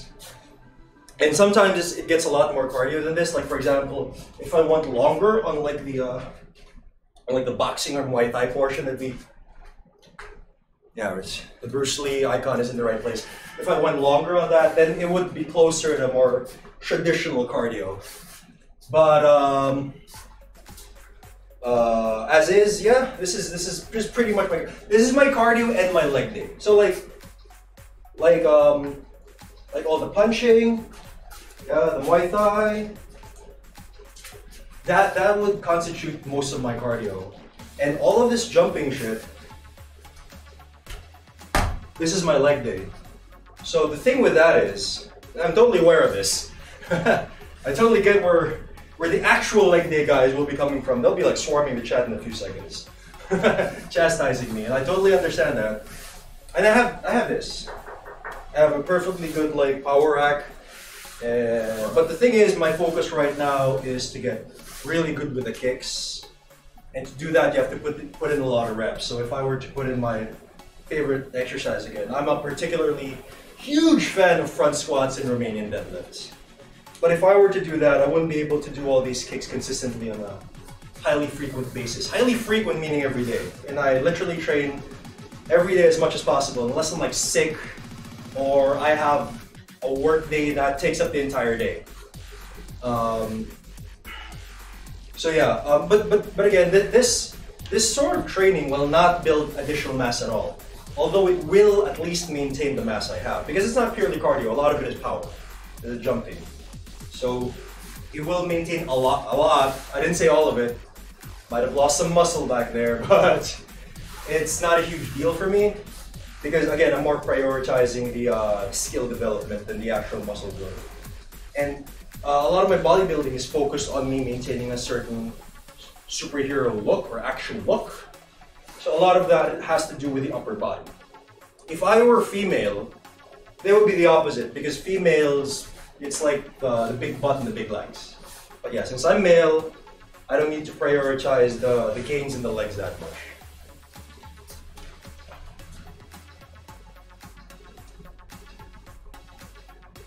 Oh, sorry, Star Spark Trails. I'm not, and it's not that it's just I never watched My Hero Academia. And I know it's like super popular. The movie just came out like a month or so ago here in the Philippines. And I will actually want to watch it one of these days, because it looks good. But yeah, sorry. Aside from like All Might, which is like everyone knows who that is, I totally do not know the characters from My Hero Academia. But yeah, I mean, My Hero Academia is a good show, so whoever that character is, and if I fit that character, I would be more than willing to play a live action version of that. No problem. No two ways about it. If I can still walk, I skip leg day. That's one way to put it. That's one way to put it, Captain. You're not wrong there. Where are we at? Oh, leg sweeps. Okay. So I was gonna do this in combination with the tornado kicks, which I haven't done actually. But leg sweeps are a super basic thing you will see in all action movies. And it doesn't matter if, well, I'll do one and talk about it, so I don't bore you guys.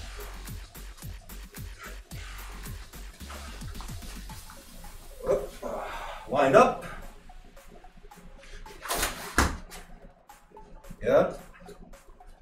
So it doesn't matter if, wait, I want to see my replay here on Twitch. Yeah, it looks good.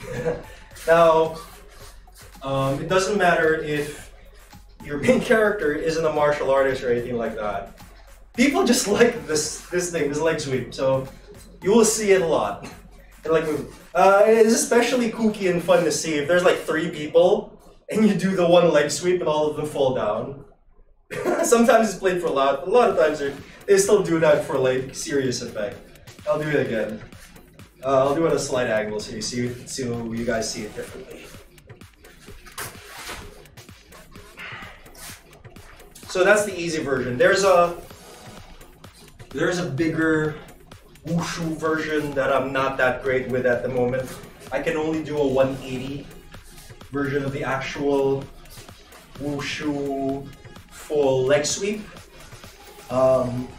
which I'll show here. Again, I can only do like a 180 of this versus like that one, which is like the easy version. So that's a full 360.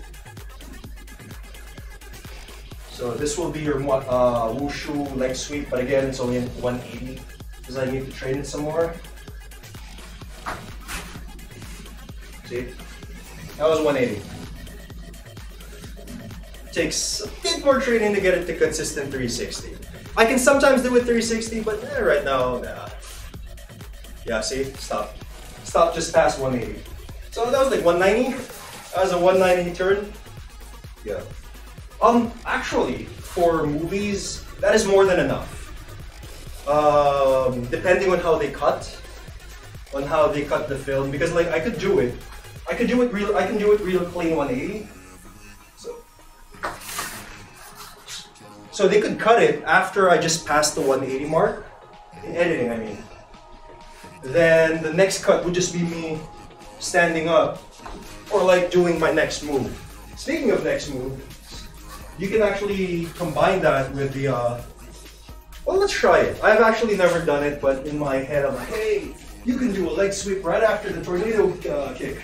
And that'll look really, really Spider-Man-esque or Daredevil or Iron Fist. You know, these sorts of moves. So let's try that out now. Let's see how that works. Yeah, doing stuff like this is nice sometimes. Tornado kick into leg sweep. Oh, Jesus Christ! I hit the edge of my mat. Ow! Jesus. Did you guys see that? Oh, but I went off screen anyway. But yeah.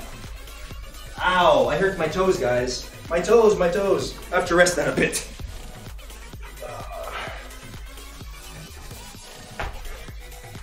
Shabua, go ahead. Go ahead, Shabua. Sorry, I just looked at that right now.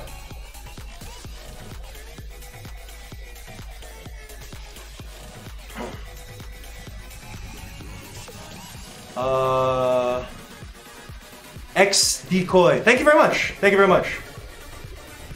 This is insane. Classic JJ0. Thank you very much. Thank you very much for all of the kind words, guys.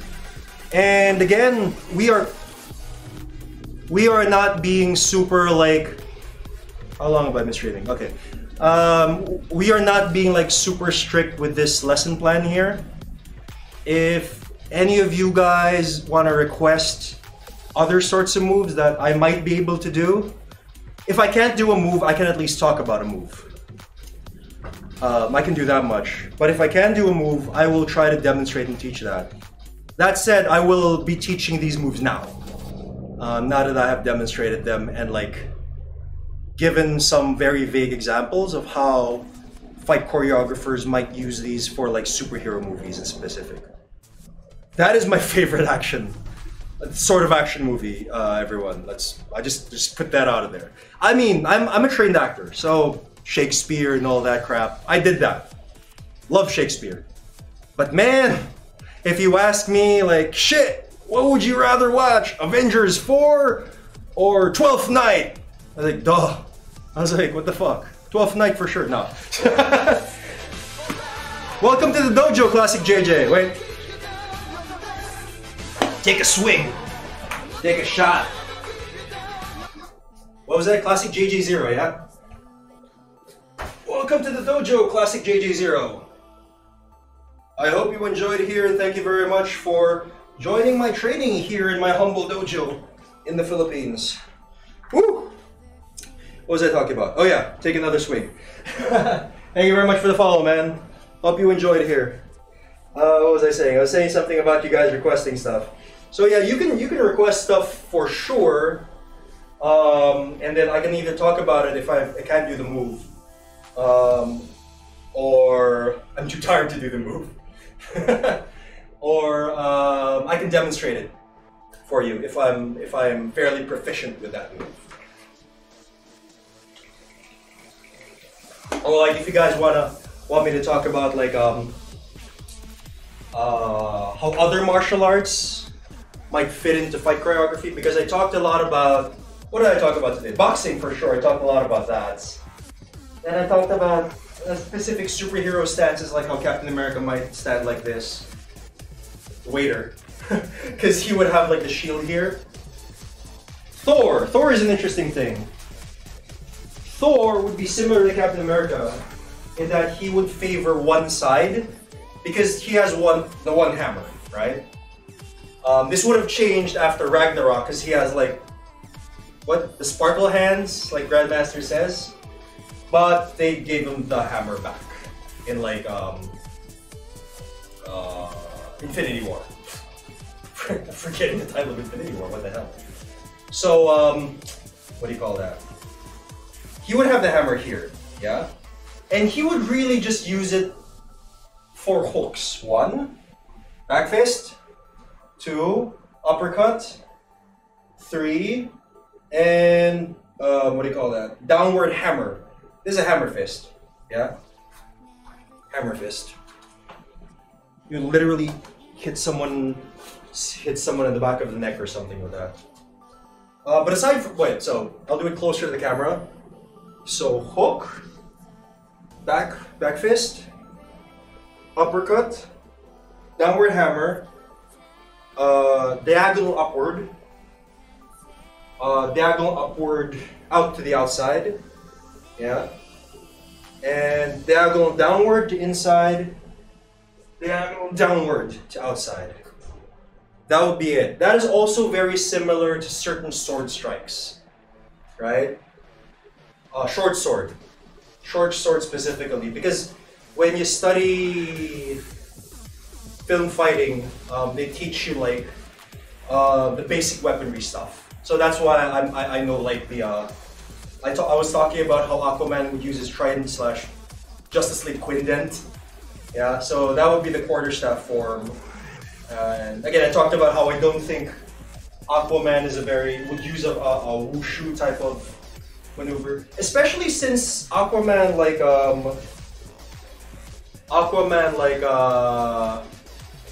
fights mostly underwater. So in underwater, there's a lot of zooming forward like you're a torpedo, right? Or like a speed swimmer, something like that. So I don't see Aquaman spinning around in the water very much, which you will see a lot of wushu like people do with their forms, using the quarterstaff or spear or a similar implement. What do you call that?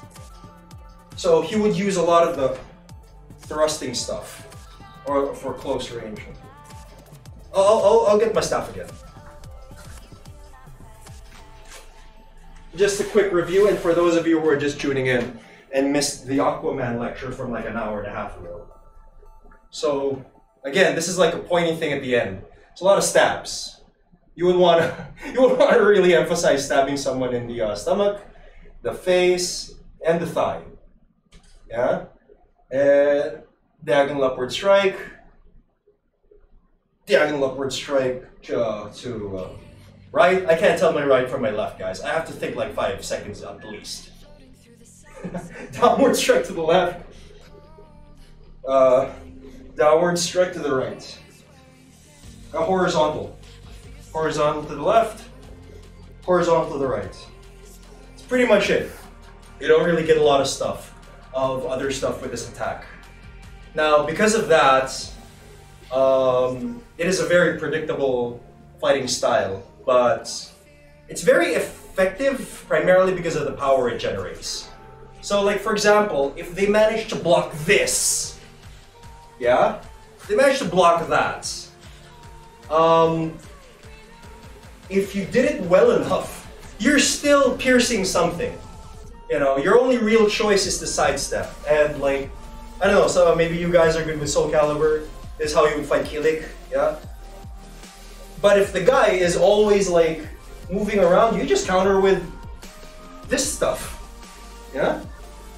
The circular move. So it is predictable, but it gets the job done.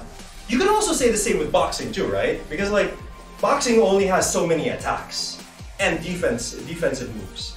But like some of the best boxers are like amazing fighters overall. So it's more about how you use these basic attacks rather than, you know, just admitting that, yeah, I only know like 10 moves. I'm gonna do one of them right now. It's about mixing stuff up. Okay. Splits. We doing splits, boys. Now, splits are great in movie martial arts. One, because they add to your flexibility for the stuff that I was already demonstrating. Now, even if you don't do it like me, like you're doing all of the insane kicks, yeah? Excuse me. Now, even if you don't do it like that, the additional flexibility will still help because it helps you move around more, better. See this wide stance? This wide stance helps me move around a lot more efficient. Of course, you would adjust that depending on what your character is. But generally, you would want to be around that area. So your movement is more efficient. To look at, and you know, just in general, for like interacting with the scene. Making the scene come alive, as they say in acting. So additional flexibility will help in that definitely. Versus like, because it will, like the more flexible your joints are in these situations, the quicker you will move, because there's like less tension in the joints. So yeah, it'll help out a lot. So splits are good for that. Plus, they're just a cool stunt, like Van Damme, right? Well, we'll get into one split right now. We'll do the front splits first. So, oh shit, Sarah, are you still in the chat? Are you still in the chat, Sarah? I hope you are, because I told you like about an hour and a half ago that I promised I would teach this, but hang on a sec, I'm gonna do this other stuff first. So I hope you're still there, Sarah, because I'm gonna teach the splits now. So how to get into the splits would be like this. Front split, you would be in this lunge position. Oh good, you can still see me. Sometimes you can't tell with these IRL streams. 1 foot forward, yeah? And what I do is I go as far forward as possible in this lunge position before I actually feel that I'm going into the split. Then I just slide my back leg backward. It helps like if you have something like this, like the jogging pants, and if the floor is smooth. This floor is not smooth. It's kind of smooth, but not really. So it'll help because you have to slide one knee backward.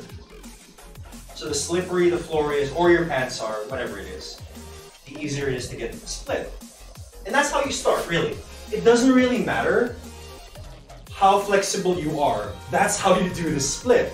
If you do it any other way, then you're not gonna progress into the full split because you're doing something completely different. It's like trying to be stronger in the bench press by doing cable flies. It will help because you're increasing the strength in your chest, but it won't help you because the bench press is a specific form, yeah? So you're not training that form to get stronger, if you know what I mean. So it's the same here. You have to do it the same way. So let's say you're a beginner, but want to work yourself up. We've all been there, me included. So you would start again here, and you go as far forward as this one would allow without you actually going into the splits. Then you slide the back knee. Grammar. Words, vocabulary. Where art thou? Backward. So let's say you can only hold until here. That's fine. Yeah? You do one set, you go back, you rest. Oh man, that was a hard stretch. Then you do it again. And what you want to do is, you want to go deeper. Yeah? Until, wait. Yeah. So let's get comfortable, guys. Comfy. There you go. Until you're actually in your full splits. You just go deeper and deeper, but you don't change the form. It's the exact same thing. It's yeah, again, going back to the bench press. You want to get stronger in the bench press, you just keep at the bench press and just add your progressive overload. You start with 50-pound bench press or whatever it is. Next time you do 55, until one day you're doing 100, 200, 300, yeah? So it's the same. The same thing with the splits. So, what do I recommend for splits training? I get this question a lot. Like, what are the most common questions? One is, how long do you hold the split? I would recommend at least 1 minute. Because again, I'm not telling you to force yourself into the split, because you will hurt yourself and tear something. So I do not recommend that. But go as far as you can and then hold that for at least a minute. Then if you like, you do several sets like you would an exercise. A weightlifting exercise, like 3 sets, 5 sets, depending on what you want. Now I'm only gonna do 1 set of each right now because I'm already pretty proficient with the splits and I want to work on a very specific split afterward, which is the chair splits. There we go. Wait, let's adjust the Mr. Bruce Lee here. Plus, I think there's like new messages in the chat. Oh, look at that autofocus go, guys! Doing work! Doing ugly work. Oh no! Oh no. Bruce Lee going insane. Oh, we're at front splits right now. Okay, there you go. My balls! MBops113. Welcome. Okay. Yo. And this is just me doing the other side, but it's like literally the same thing. So what you want to do here also is to try to keep your upper body up. Yeah. My form in this side is clearly not as good as the other side. You see, it's not very straight. It's getting there though, but not as straight. Here we go.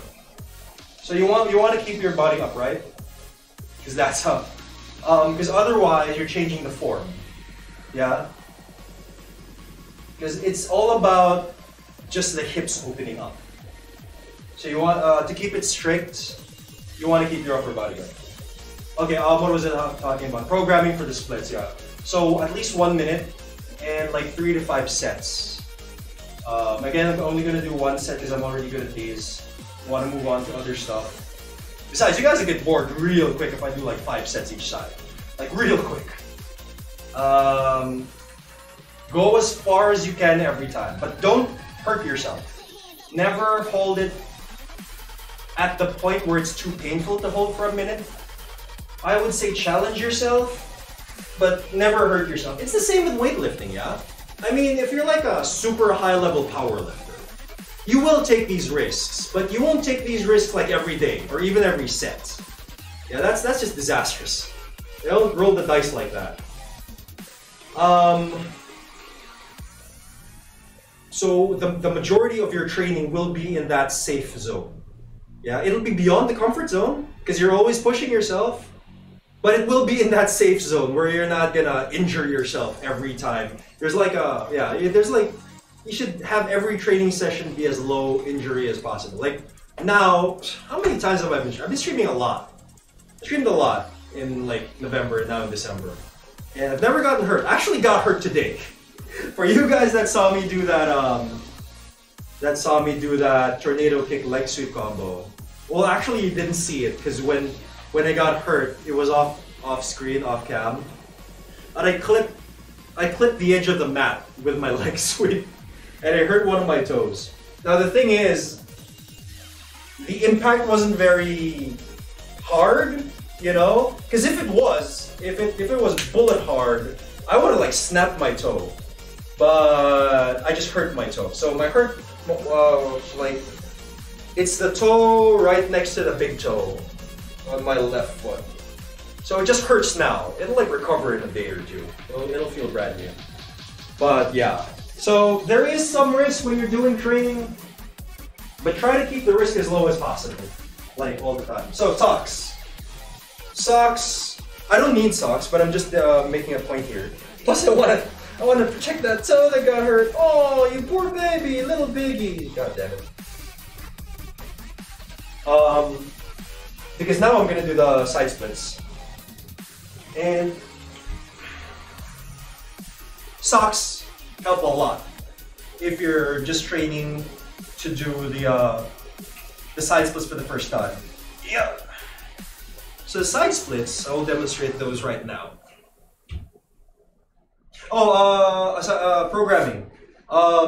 Aside from the sets and how long you should hold them. Duration, that's a duration. Frequency is the other important part. Volume is addressed in the sets. Frequency, I would recommend doing them every day. I'm not joking. Unless you really push yourself past the point of it being too intense, which again, I already said, don't do that. You can do that sometimes if you really want to challenge yourself, but do not do that every training session. Always keep it right outside of the comfort zone, but always inside that safe zone where you're not going to get injured. So if you do it like that, you should be able to train it every day. I did it like that. And someone asked me one time, how long did it take you to develop the splits? And I thought about it for a second. And if I were to be really honest, I would say less than a year. Less than a year. But I trained the splits very often. Like again, every day or at least almost every day. This was back in high school. Yeah, like early high school, like first year or something. What do you call that? So yeah, there's, for me, unless you really push yourself to that zone I'm not recommending per training session, you can train the splits every day.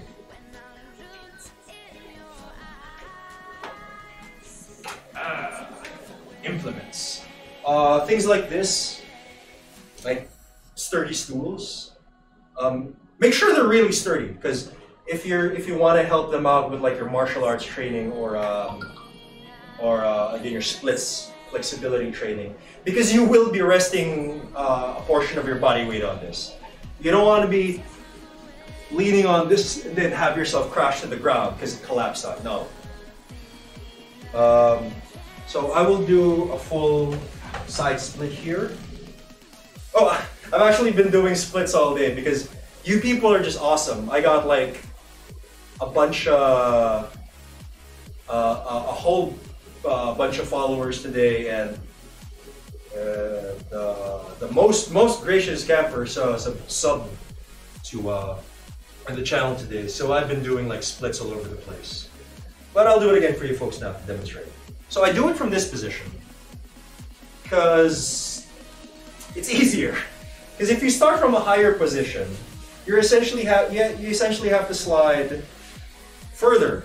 You can do that, you know, if you're holding it like this, you know, and then you just slide out. But for me, you know, you see me on this stream just going to the splits. Yeah. Off cam. There you go. Just put you there for a second. So for me, I'm already here. So this is just a squat position. For you guys that do squats, powerlifters, or recreational, either way, you know what it means to squat this low. This is like, I can sit here for hours. So one thing you can develop, actually for real, to get to that position is to just squat all the way down. Like all the way down. Like, what was it? What do they call it? Pause squats, yeah? Where you pause here. So clearly you won't be doing that with a lot of weight. Because pause squats suck. Heavy pause squats suck.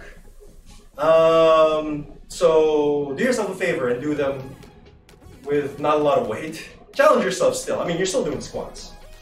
But if you're gonna do it for that double purpose of also developing flexibility in your legs, lower the intensity. I will recommend it this way because no other exercise will get you to that position quicker than squats will. Squats are way better than any stretch you can imagine to get in that position. All right, so pause squats. What? Ass to grass. There you go. What? Ass to grass. So again, this is the way I do it. But if you don't want to do it that way, I will repeat. Get something like this, sturdy stool. Lean on it. Lean your upper body weight on it. Ideally have socks or have a slippery floor. And slide your feet as far as you can go. Okay, let's say you can only hold it till here. Oh, auto zoom. Hello. Again. Let's say you can only hold it until here. That's fine. That is fine. You hold it here, watching TV, whatever it is. You can actually game doing this. You know, you actually can legit game doing this. That actually is an idea. I could actually do that. Sounds crazy, but yeah, whatever. Next time. And then, you know, you do your sets. Like, oh, okay, I can only hold it that long. And you rest, you continue your video game or whatever it is you're doing. So you're not bored out of your mind while developing your splits. Then, okay, I've rested enough back here. What you want to do, again, this is just me being really repetitive. You want to go lower. Then hold it. Yeah. If you're this low, you might not need this anymore. This might be more trouble than without it. Because, you know, it's just easier holding yourself like this, like with the hands on the floor. And then again, you just keep it up until you can get to the point where you can just touch your butt to the floor in this position without like compromising the where your feet are planted. Yeah. So that's the easy way to do it. But if you want to get to the point where I do it like without an additional implement, because like this is the way Van Damme does it also. When he does it like in public or whatever, like he just drops into the splits. You drop in this position first. Now the thing is, it doesn't look like he's dropping in this position because he'll like catch himself immediately with his hands and then go into the splits. So there is no point where he's literally resting here. It looked like, yeah, that's more or less how we'll do it. Drop down, then just go into the splits. Yeah? Alright, so I will be training chair splits now. Chair splits. I can't talk while doing chair splits because they take a bit of concentration. Take some focus. So I will talk about the chair splits now while I'm still comfortable enough to talk. Only progress towards the chair split. And I'm not even going to do the actual chair splits because I can't do that yet. I'm still training them. So you will see that I will get these like platforms. They're just aerobic steps. They're just generic aerobic steps. That relics from the 80s. So I will rest my calves there. But if you like, in my alert that pops up there, it's from Bloodsport.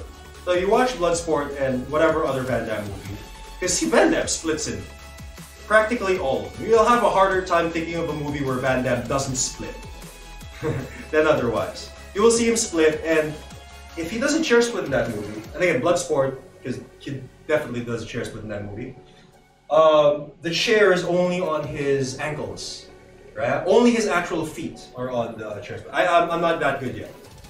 So right now I have my raised platforms on my my calves, just past my knees. Yeah, so they're on my calves, and I can only hold it for a couple seconds, like 10 to 15 at most.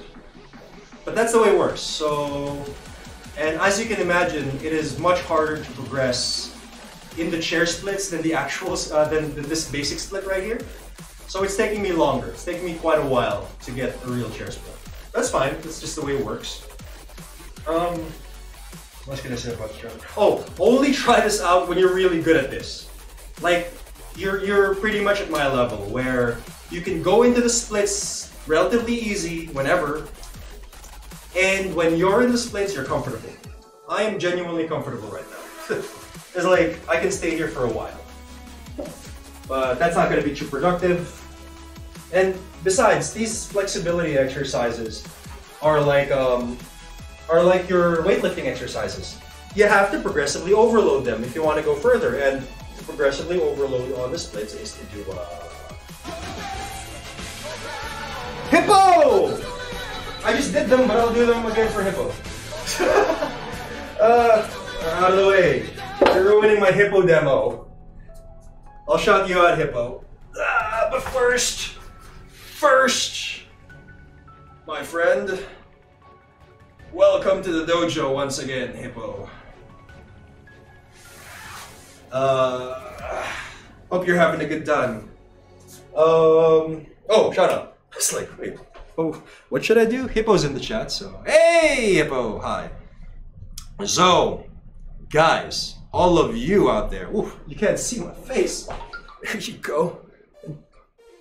Hippo, a moth. While I'm typing this, hippo, kindly tell us all the origin of your name. It's 3 animals, right? Oh shit, what am I doing? I always wonder about that. It's an awesome name, but what is the origin of the name? Shout out, yeah, go. So, everyone out there, Hippo Frogamoth is a another fitness streamer on Twitch. You can learn a lot about home workouts from him because he has like a home gym setup that you can emulate. He also comes from a long line of martial artists. He is a martial artist himself, so you can also ask him similar questions. Yeah. He also plays World of Warcraft and other games on his stream, so you could also play games with him on his channel. So yeah, check out his channel, guys, and give him a follow. All right. Cheers! Ooh. We are done with these. Bruce! Get over here. There you go. There's where Bruce Lee should be at.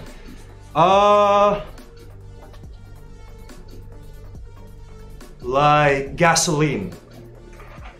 Did I get that correct, Hippo? It's a number 5 smells like gasoline. I have no idea why. It's just the way it works.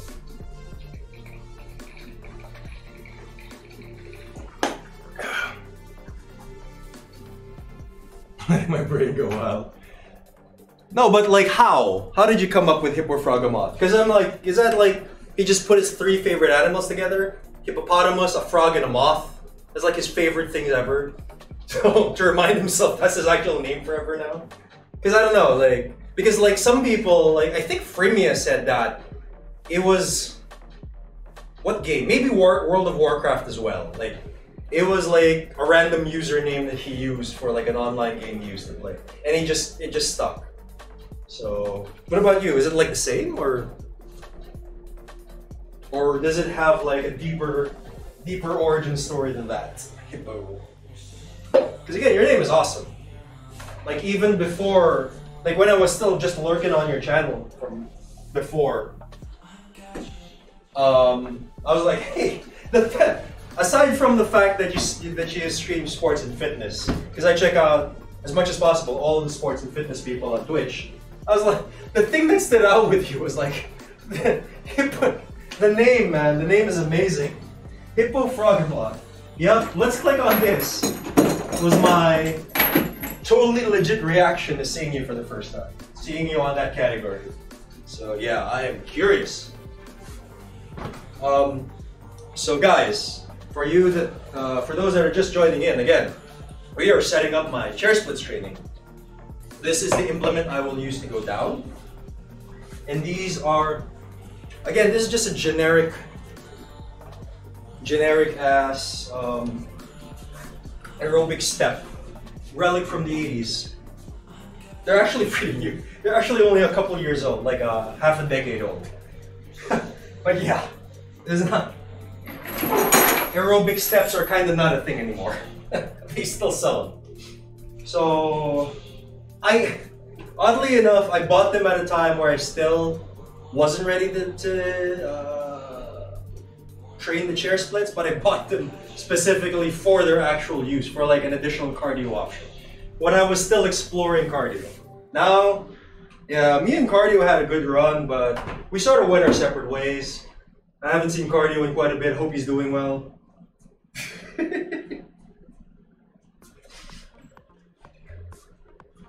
Okay. Well, let's not have you look at that side. So, these magical gadgets that I placed on top of the arrow steps, arrow steps, it sounds so cool now, they're a genius invention of mine for developing chair splits. They're my very old couch cushions from the other room. No, seriously, they're super old couch cushions. That's about the extent of this genius. Okay, so let's get into the chair splits. First step you want to do when doing the chair splits is to get comfortable in the side splits. Yeah, that's both for your body and your mind. Body because like okay, you like prime your whole body to get into the side splits. Your mind because it's like okay, side splits feel good today. I can most likely do well on the chair splits, you know. So there's no fear of you slipping and messing up your groin, which is a real concern. I will say that this is an actual exercise, but it's not the most practical of exercises. Like, if you're really good at the side splits, what other use is the chair split for than just showing it off for people? Oh, look, I can do the chair splits. So it's more of a stunt than an exercise. It's for people, people like me who is their job to be good at things like this. I'm an entertainer. That's it. It is my literal job. And second, for people that just really want to push themselves. Okay, I'm really good at the chair side splits. I am bored with the side splits now. What do I do? Hey, chair splits, let's do that. But aside from that, I don't really find myself recommending this to anyone. Hey, just do this if this is really your thing. That's it. It's really my thing, so I will do it. And I hope you like seeing me do it. Oh, jeez. Okay, there you go. It's like the blood's rushing to my my toe now. For those of you that don't know, I hurt my toe earlier doing a tornado kick combination. I went in a tornado kick into leg sweep and clipped the edge of my mat there. It didn't hurt very much. Well, no, actually, it only hurt like all of the impact was on like one of my small toes. And those things are fragile, man. So that hurts now. It's hurting more now, I mean.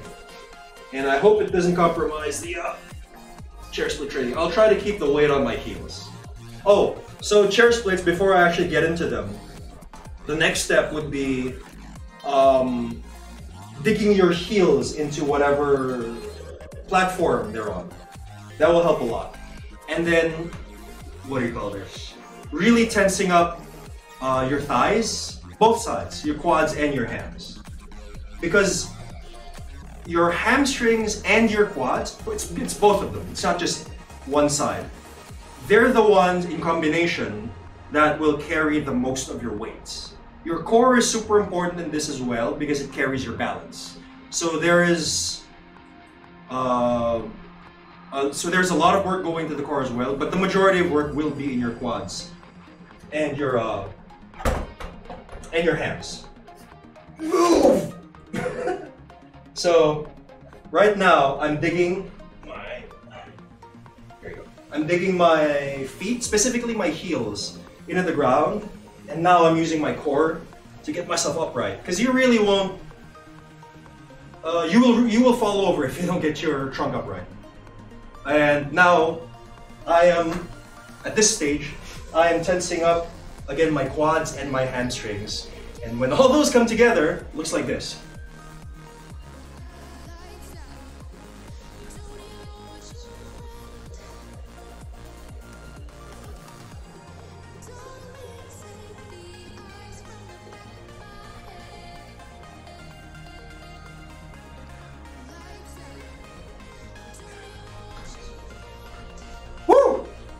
That felt good. That was a good set, ladies and gentlemen. That felt real good. Okay.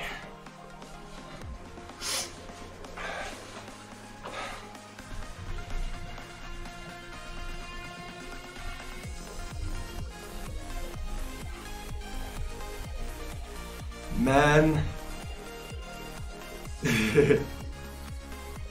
Man, bear, pig, or crocoduck. Both of those sound really awesome. Hippo. Learning how to fight animals so you can saute that cat meat. Ooh. Walnutting. Ooh. Ah. Big muscles to make up for the lack of penis size.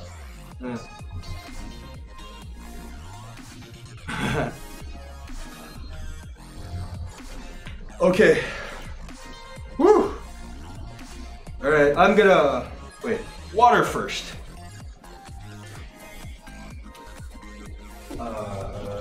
Hydration, everyone. Never forget. Never forget.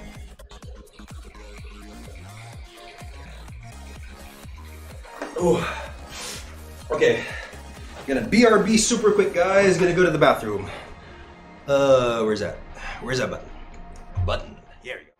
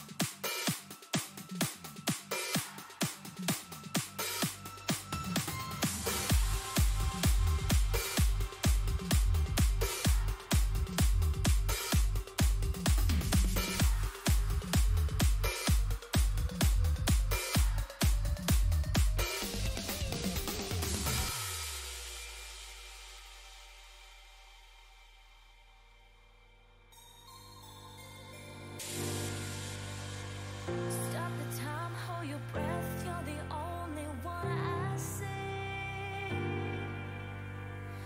Breathe me in, taste your lips. You're the only high I need.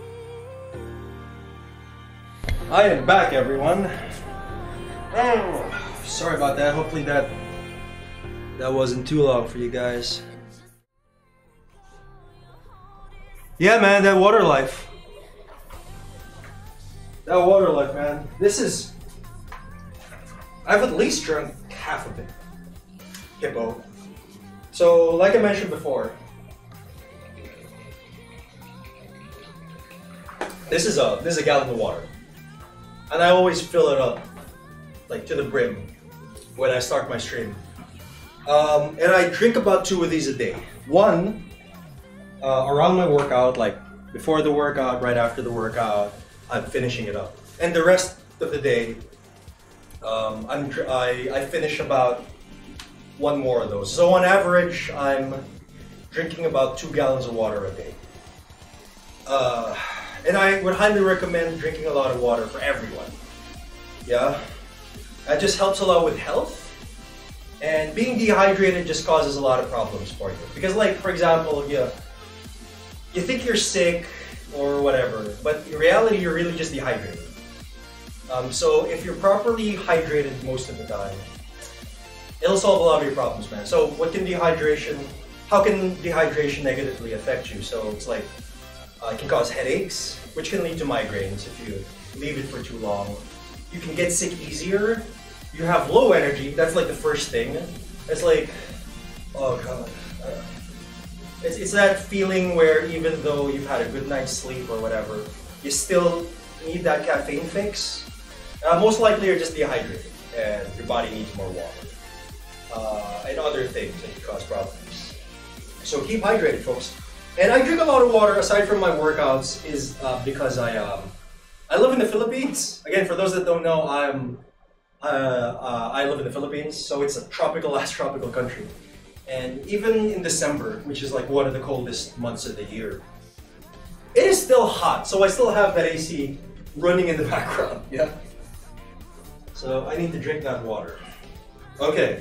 And also for you guys that are just tuning in, we have already finished the fighting like a superhero / martial arts portion. Finishing up, I mean.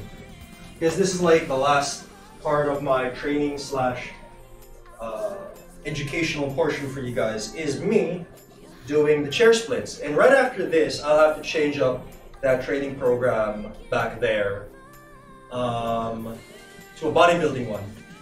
Because moving and fighting like a superhero, having the general skills of that nature is only part of the job. The other part of the job is looking the part. You know, you can have all of the skills in the world, but if you don't look the part, you're not going to get cast in one of these roles. So that is the other part of my streams is I will be doing a very specific bodybuilding type of workout whose primary purpose really is hypertrophy in specific areas of my body.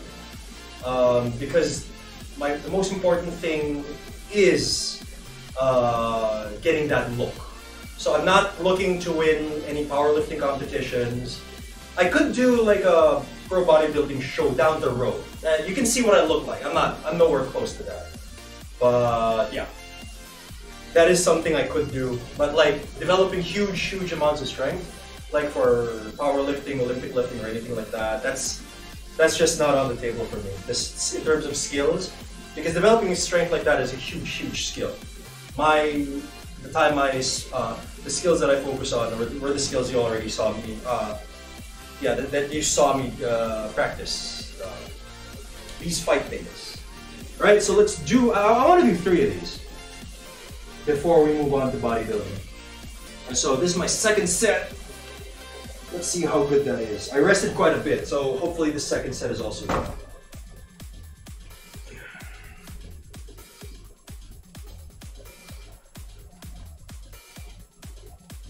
Whoop. God!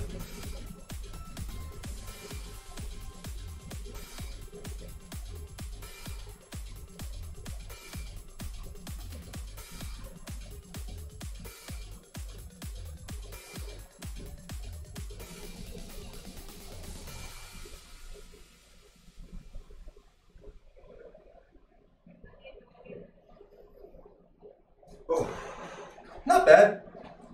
That's not bad. It's getting better. That was not bad. Okay, so one more set, then we will do the bodybuilding. What am I doing now? If memory serves, I am doing bench press, lat prayers,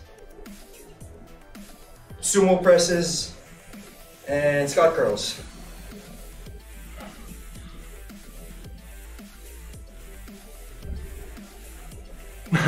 Thanks, Hippo, thanks. Thank you as well for that, what do you call that? Compliment on my splits. Yeah, man, because like, again, it's 2 things. I mentioned this a while ago. One, it's for my job, but before that, before I even became a professional actor, I was like, okay, so I'm really good at the splits, now what? I talked about that and I was like, there's a natural progression for that, right? This is really the only way to go. When I don't know how long I'll get before I get to that super Van Damme level where I can only rest on like just my feet, just like the soles of my feet, yeah? On chairs. And like I can like the ultimate level would be not only do that, but like be comfortable enough to chat.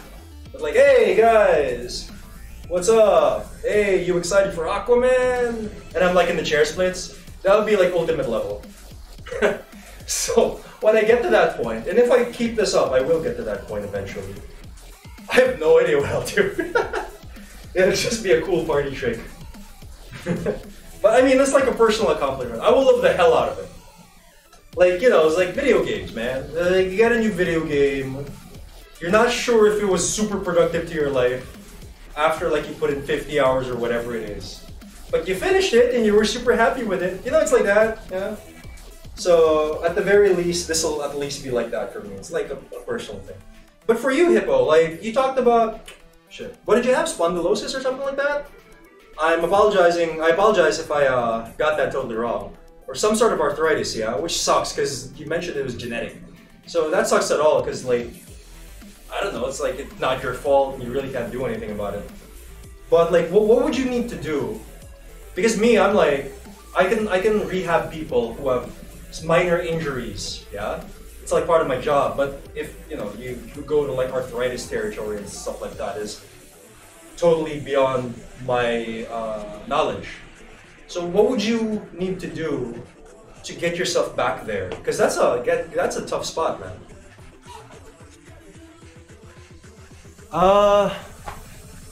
I need to wind up my brain for this. Ankylosing spondylitis. Did I say that right?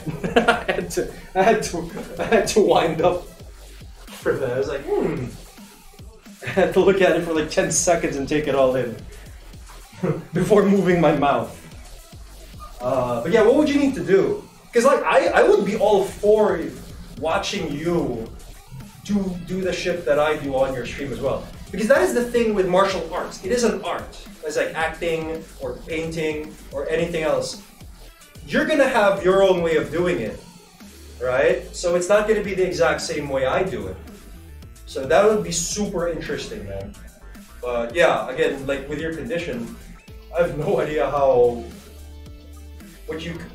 that would work, you know? Which is, again, it's super tough.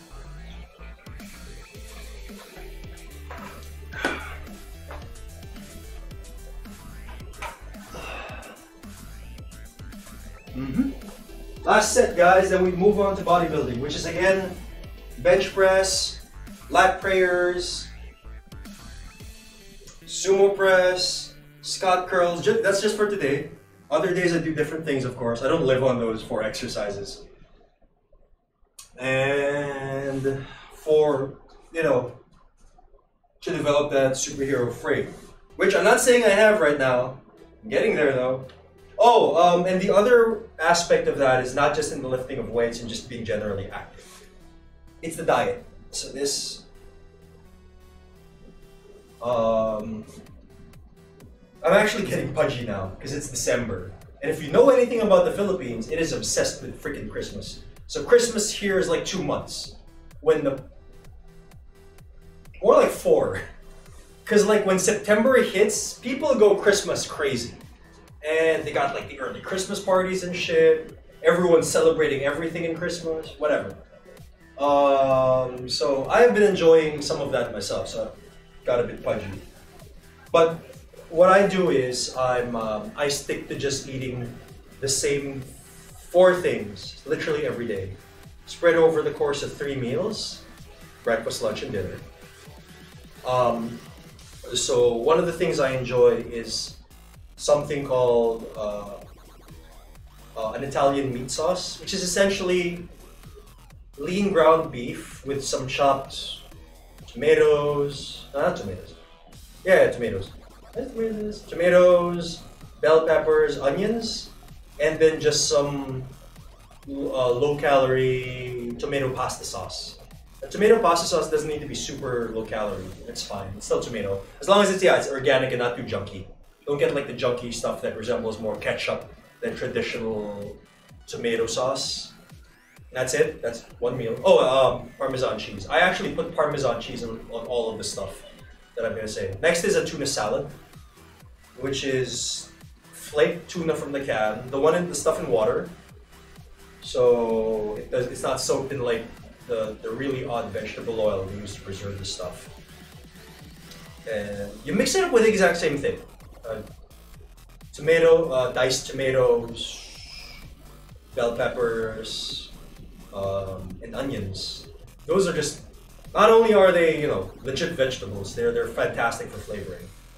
Mix that up with, I use the 0-calorie Walden Farms mayonnaise, and then a ton of lettuce. I mean, a ton to the point that it's still palatable to you. That's my tuna salad. And again, I put Parmesan cheese on that. Literally put Parmesan cheese on all of it. what is the third thing? Taco salad. Taco salad, lean ground beef. It's just, you know, like in the first one, the Italian thing. As lean as you can get it. I think the leanness is like 98% lean or something like that. Then same thing, diced tomatoes, onions, bell peppers, onion. I said onions already. Mix that in with hot sauce and sweetener. Actually, all of them have sweetener, now that I think about it. Because the sweetener adds that, I don't know, it's that additional spice. For me, it just works. Some people might not like the sweet side of these things, but I do, so I do it. What do I use as sweetener? Splenda. And Splenda is actually not bad for you unless you overconsume it. And if you look at the studies, like you go to examine.com.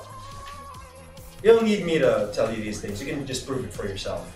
Go to examine.com and you will see what the upper limit of aspartame is. It is super high. You need to like consume like a giant sack of it to overdose on aspartame. And nah, man, I don't consume nearly as close to that. Even though I also drink the 0-calorie soda stuff, which has a lot of aspartame in it. So you mix that in, hot sauce, sweetener, and they get lettuce, Parmesan cheese. That's it. Oh, my fourth meal, which is not really a meal. I use this as like a dessert for those 3 meals, which I don't do a lot all the time, but I do them sometimes when I want a dessert. Is mixed berries mixed in with Greek yogurt, and again, Splenda. So those are literally the 4 things I eat like every. And if I go out, like if I watch a movie, I watch movies all the time because it's like my thing. That's why I became an actor. And also, it's part of my job. Like, how can you be a movie actor if you're not caught up with the latest movies? Yeah, you don't know what's out there. So I do it for that as well. So when I go to movies, or you know, just out, like work, and the great thing about these salads that I eat is they're super convenient to just plunk into a lock and lock, like a lock and lock lunchbox. So I have a bunch of those in my house, and then just whenever I go out, I just plunk one of those salads in there, and that's it. And I eat them on the road, I eat them while watching a movie, and so on. Yeah, that's pretty much all that I eat. But again, like I mentioned, I do enjoy like the junk food and the party food and stuff from time to time. I just don't allow myself that the majority of the time, at least as much as possible. Yo, last set of these, everyone. Then we go into the bodybuilding. Bodybuilding.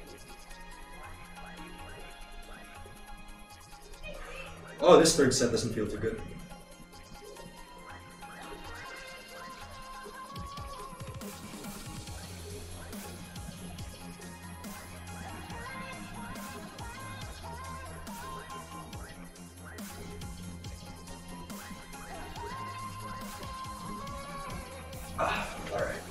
That third set didn't feel too good. That's fine. My first 2 sets were like absolutely great.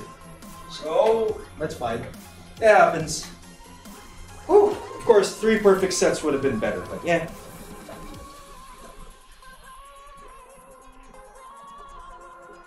Okay. If you think you can still rehab yourself getting there, Hippo, I would be super happy for you. I don't know, that's why I had all those questions. But yeah, if you can just rehab yourself slowly with the exercises you're already doing. You're already doing. I would be way more than happy for you. All this food talk. Yeah, go ahead, man. Get your gains in there. Me, I'm personally cutting. Because part of like that superhero look that I am going for. Definitely the 6-pack. And the only way you will get that is by cutting. Dieting, I mean. So, I don't have that yet. I have the top 2 all the time, and you can definitely see the next 4 with proper lighting, which I kinda don't. But if I get better at it, and again, I'm failing super hard this December because of like the Christmas season, and the fact that the Philippines is super crazy for this holiday. That's fine. After January, it's gonna be smooth sailing, pretty much. I would at least want like an absolute. You can see it all the time, no matter what the lighting is. 4-pack. That sort of 4-pack. Before I go like all super brave and be like shirtless on Twitch and shit. And I would do that primarily to just prove to all you guys and to myself, of course. It's a big confidence booster to myself. That yes, I am doing this legit. I'm not slacking off at my goals, and I'm definitely getting to that like superhero goal.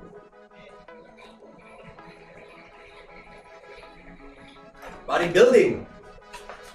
So, I hurt my toe a while ago, guys. That's why I have these. These are toe protectors. Some of you call them shoes, I call them toe protectors. Because that is their primary function on my stream. So I'm gonna be working a lot on this thing right here. In my power rack.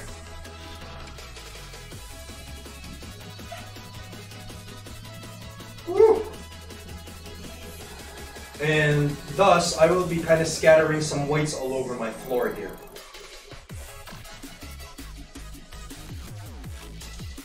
So, I don't want to hurt my toes by accidentally banging them on plates that are on my floor, you know? Especially now. Now is a particularly important time because again, I hurt my toe doing that tornado kick leg sweep combination. Which was sick, by the way. But I was off target. Off target. And flipped it on my mat. You heard it. It hurt it. So these will give it like some additional like armor. So if I do like fuck up and bang my feet on like the plates I'm gonna be using, yeah, it'll lessen like the impact on my hurt toe.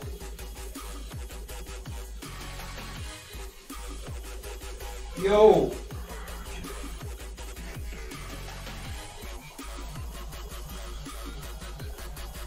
Whew. So yeah, again guys, oh, I have to change the, I have to change my training program. I'll do that now, so people who come in won't be confused.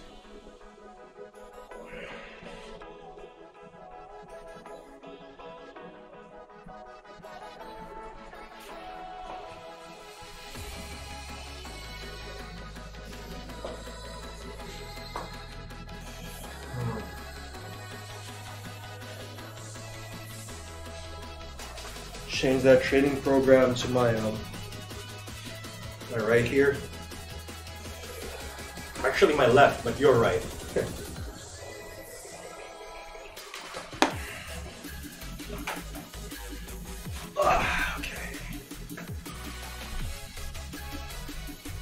Alrighty.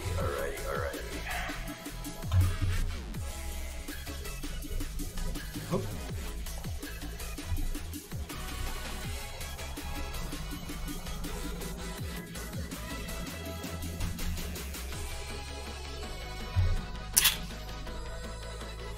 There it is.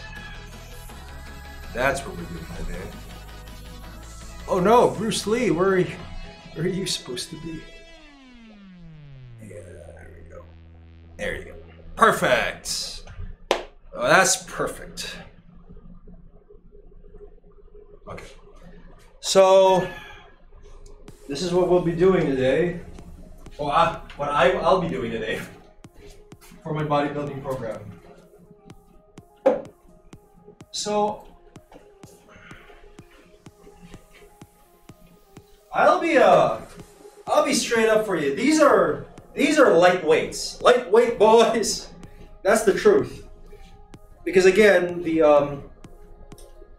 my whole thing is hypertrophy. And I am not prioritizing strength at all. Like at all. Like that doesn't interest me at the moment. So I'm going all in hypertrophy. So the key to hypertrophy is volume. Because in the training program there are 3 primary components. It's your intensity. So if it's weightlifting, it's going to be your the weights, how heavy the weight is. Volume is the amount of sets and reps combined. right? And frequency is how many times in a week, in a month, in a year you do your workout. So I am personally doing moderate to low intensity, high volume, high frequency. Why high frequency?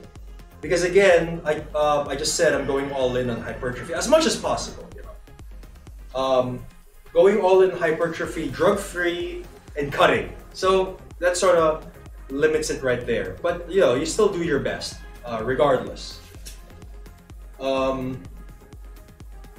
So higher frequency means higher volume. Why? Well, because you're doing more volume throughout the week, right? That's just normal.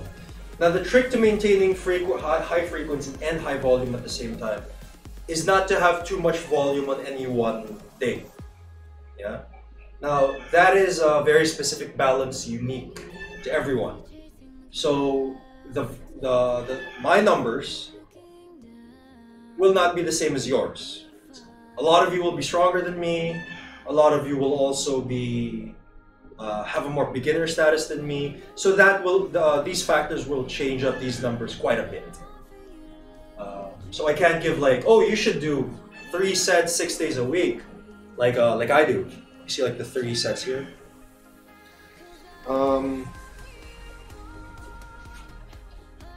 Because again, it'll vary for you. Maybe for a lot of you, 4 sets 4 times a week is much better.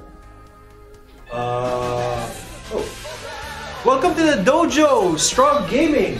I have my shoes on now, but I think I can still do the splits with these on. It'll be tougher with shoes on. Easiest with just the socks on. Let's do that. Yo. Okay. That's fine. Oh shit! What the hell? Move that camera. So Strong Gaming can have a proper welcome. Strong Gaming, welcome to the dojo. Welcome to the dojo. Thank you very much for joining me in my humble training here in the Philippines. I hope you are having a good day or night, depending on where you are right now. Yeah, alright. Where we at? My couch cushions need to go. I'll put them back in the couch after the stream. It's not gonna waste you guys' time. I already BRB too often during the stream to like go to the bathroom and shit. I'm not gonna BRB to fix the couch for you guys. I won't make you guys go through that. So yeah. Oh, and just to complete that talk about my training program, that is also the reason why I am doing low intensity. Is because high intensity is not super important to... It is important in the long run, but right now, again, for me, I can compromise it a lot, primarily because I'm cutting. If I were in a surplus, on purpose, I mean. If I'm in a surplus because of Christmas, you know, it's like, that's just me messing around. But that's not ideal, so that's not written down in my journals and shit. You can't do everything high, on high. Like high intensity, high volume, high frequency. I'm already doing those two of those 3 factors high, like high volume, high frequency. One of them's gotta compensate, otherwise you're just overtraining. That's when you do overtraining, when you have all 3 factors high. In that case, you have to adjust at least one of them. And again, since developing huge amounts of strength is not super important, at least at this stage in my training, to muscle hypertrophy. Down the line, yes, it will. Long-term effects, long-term, you should definitely do higher intensity training to get better gains. That is the truth. But for now, because I'm cutting and I'm focusing on other things like developing my skills, martial arts, fighting skills, I am more than willing to compromise that, yeah? Okay. The other thing would be the odd number that you see here, if you look at these numbers, bench press I'm doing 133, lat prayers I'm doing 53, and I do that with these things. They're wrist weights. One of these is 1.5 pounds. 1.5 pounds each. So if you combine them, and if I'm doing a two-handed exercise, 3 pounds. Now I do it like that primarily so that my progressive overload is as small as possible. Yeah? And that just goes with a bodybuilding program, which is primarily composed of isolation exercises. Now today is more of a compound exercise day for me. But on some days, on my other, because I'm just alternating between 2 days, I have a day 1 bodybuilding program and a day 2. So day 1, which is today, is composed of 4 exercises, 2 of which are compound. Day 2 is composed of 6 exercises, only 1 of which is a compound exercise. Yeah? But if you add those all up, you can see that the vast majority of the stuff I do is isolation. Again, it's because it's more traditional bodybuilding. And if you're doing isolation exercises, let's say for example your biceps curl, yeah, your biceps curl, you can't jump in weight in those types of exercises too high, yeah. And ideally, you would want to jump in weight every training session. That would be super ideal. That won't happen because life, you know, that's just the way the life works. It's not going to be perfect every time. So what you want to do is take it easy on yourself and have the smallest progressive overload as possible, especially for these types of exercises. If you can progress by 1 pound every training session, that'd be perfect. I don't. I progress like 2 pounds per training session, something like that, with what I have. My gym has pretty much everything I need, but it's still, you know, it's still a home gym, so it is still limited. But yeah, it's close enough. Like a 2 pound jump is much better than a 5 pound jump every time, especially for, again, isolation exercises like biceps curls. So 133 bench.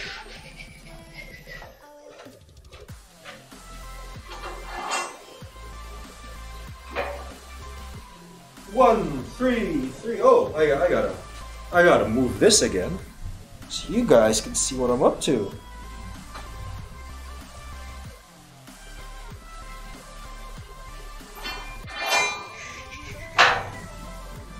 133, 133, 133 and 8, 133 and 8. You're standing on it, dude.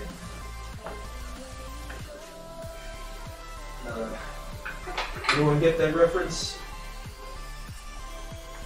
It's not an exact reference. I just thought of it randomly. 5, 50, 85. You're doing 133.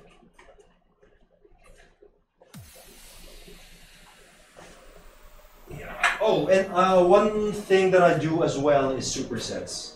And the primary reason I do supersets, so I'm gonna adjust Bruce Lee here, so it's clear.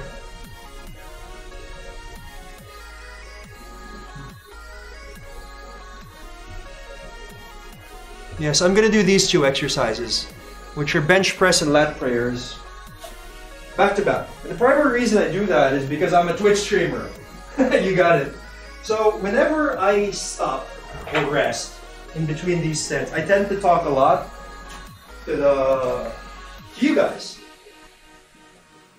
So whether or not there's someone active in chat, I will still be talking about what I do, yeah? Not gonna be ignoring you guys. So me, if you noticed, I'm a bit of a talker. So when I start talking, I just go on and on and on. So that's why when I'm doing these things, I want to do them supersets, otherwise just the weight training is going to be 3 hours long, you know? And that's not good. So I'll have a longer rest because I'm talking to you guys. So yeah, which makes up for me doing supersets. 125.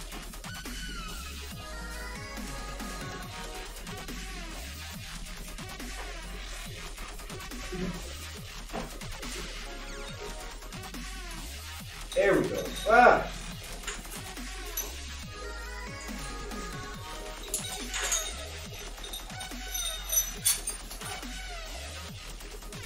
get these tiny donut plates to round out my numbers. To get to that sweet 133 we have to push around today.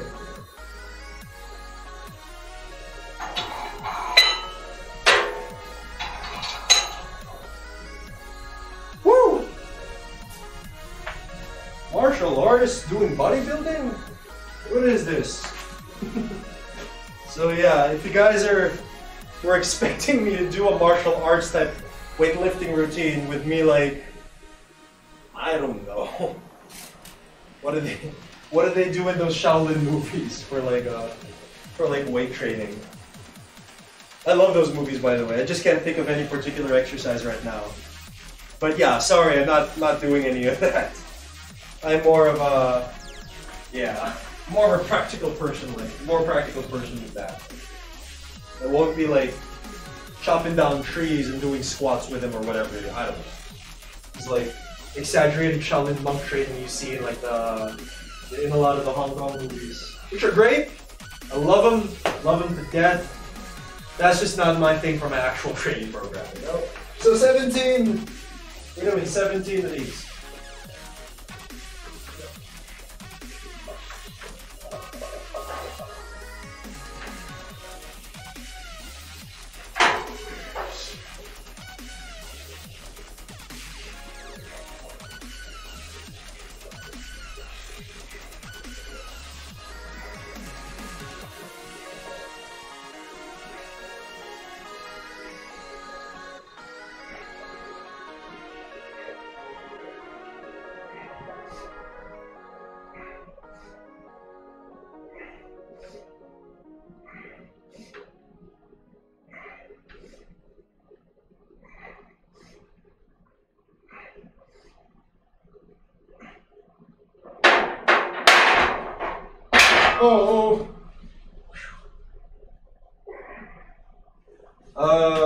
That rare. 53. 53.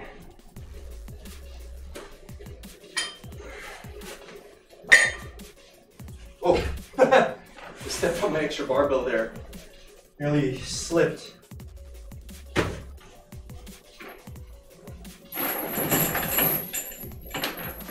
Chains! I need my chains so I can extend the cable here, because the cable won't reach otherwise. 50. Hey. Hey. God damn it. This thing's stuck. Alright, there you go. 53. Woo. Woo. You see me? Oh, just a little bit more. So I'm like in the center. What is that? What is that you're seeing? Oh, it's the edge of the table. There you go.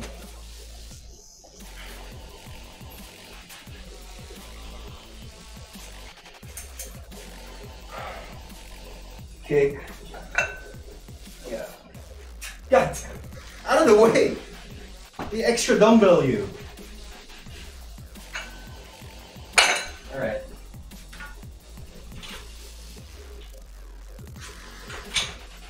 Flat prayers.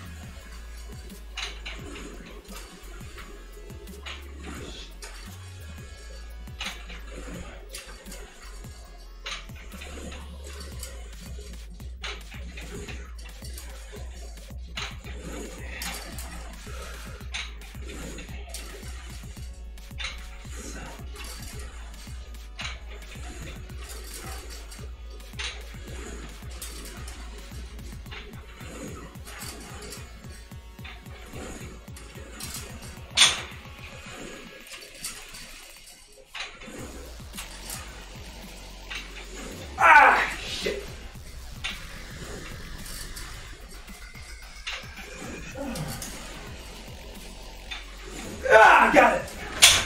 Fuck. Oh, BRB real quick, guys.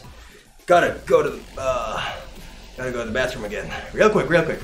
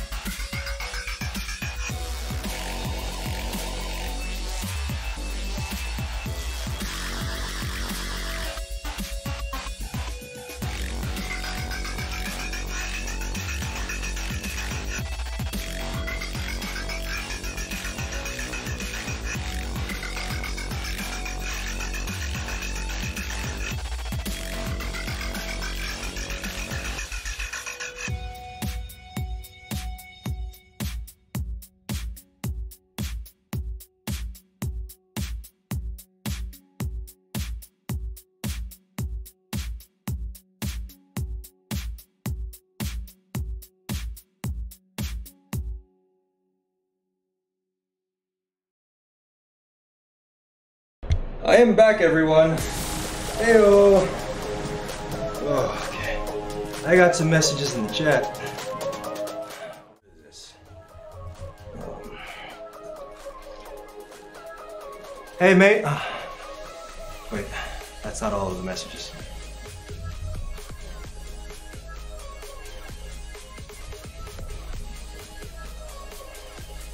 Strong Gaming, thank you very much, man. Totally appreciate the follow. And I am super happy that you seem to be enjoying yourself, yeah. Thank you very much. Beef, mince, rice, and veg. There you go. Now, the thing is, Hippo, you are in a surplus, which is the opposite of what I'm doing. I'm cutting. I would eat the exact same thing, but without the rice. Yeah, I mean, but that is like the thing, everyone.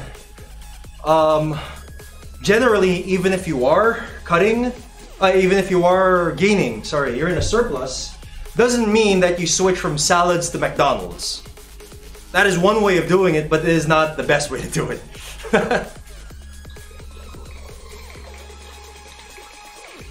Because like you see like a lot of people on YouTube or just articles on their websites, they say like, hey, what is it? I added 50 pounds to my bench by eating Domino's every day. You know, you see that sort of thing. And the vast majority of the time, it's really just for the clicks. I mean, they will say that, oh, I'm doing it for science. Or whatever it is, I don't know. They'll all have their excuses. But the point is, they're doing it for the clicks. And I guess it is definitely one way to do it, but yeah. So Hippo over here, again, if you guys don't know, Hippo Frogamoth in the chat is also an amazing fitness streamer. So you guys should check him out as well whenever he streams and give him a follow. So he's eating beef, veggies, and rice, which is super healthy. Yeah, tons of protein, iron.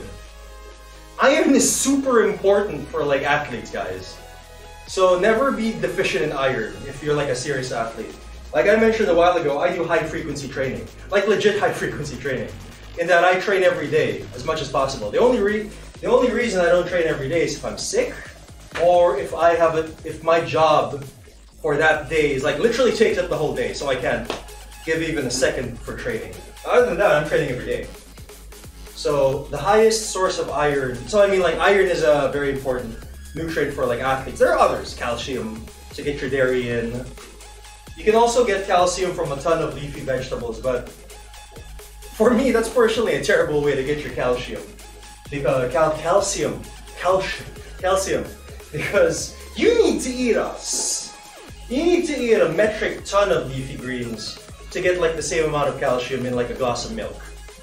So, you know, that's one way to do it also, but like, just get in your dairy. I mentioned a while ago that I love Parmesan cheese. I love it primarily for the taste. And two, it has a good like, it's not a very high calorie cheese. And at least the version I use is like more protein than fat. Yeah? And then 0 carbs, so that helps.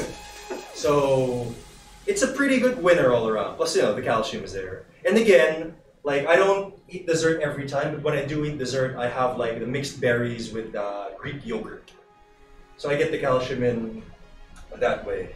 So yeah, even if you're gaining, don't switch out the salads completely for the junk food. That just means you have more leeway for junk food. Like one of my favorite fitness streamers on Twitch, Frimia. I'm like at Frimia's channel almost every time.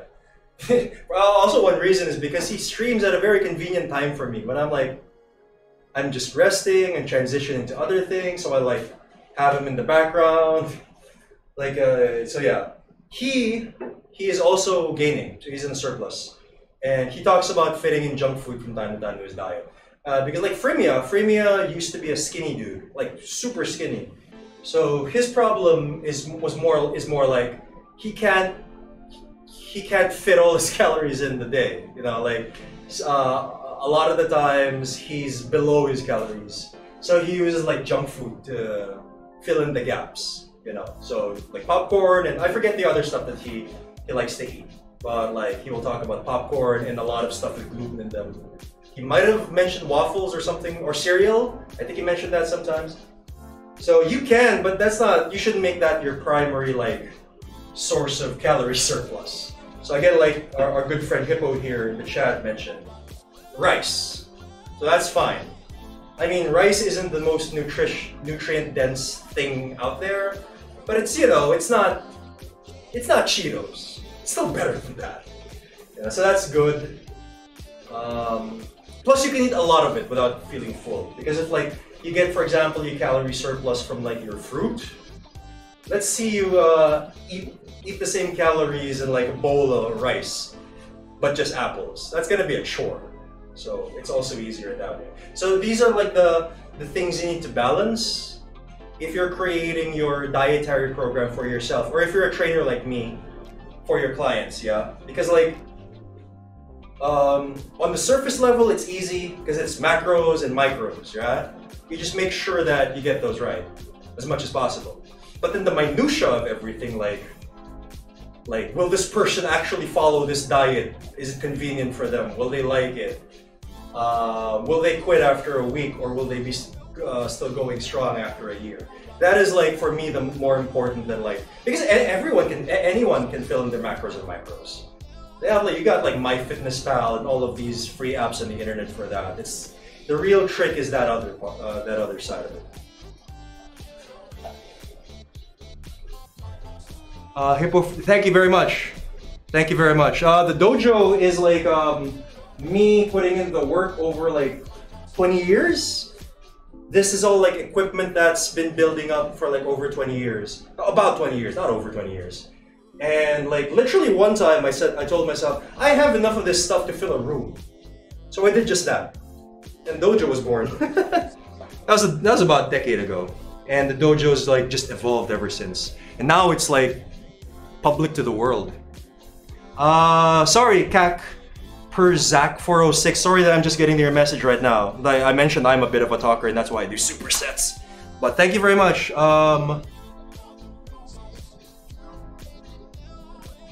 Are you talking Hippo? CAC per Zach? Because I don't play World of Warcraft. But Hippo Fragamoth is like super into World of Warcraft, so you might want to talk to him.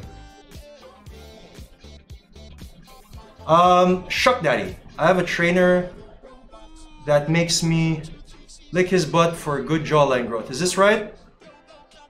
I would say no. CAC per Zach. Trainer is gold. That's one way to put it. I would say no. What's your name? Shuck? Yeah? I would say no. Right. Supersets.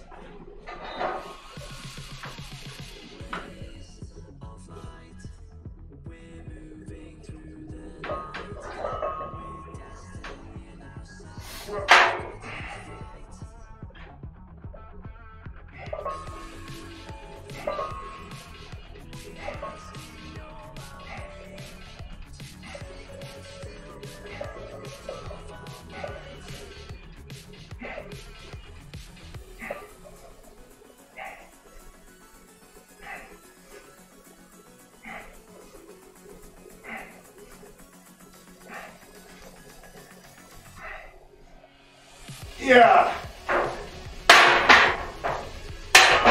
Bench feels real good today. Ooh. Supersets, lat prayers. There you go. Hope that didn't make you busy, guys. Ah, busy. Dizzy. Hope that didn't make you dizzy, guys. I really have to get more webcams for this place. Soon. Woo.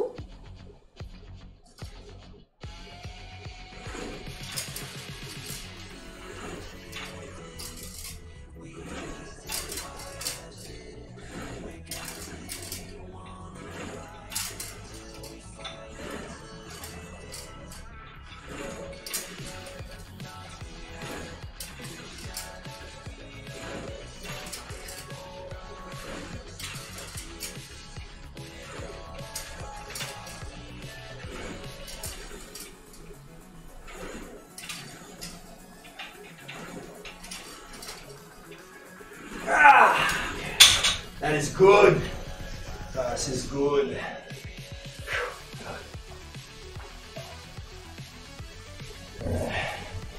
Back to the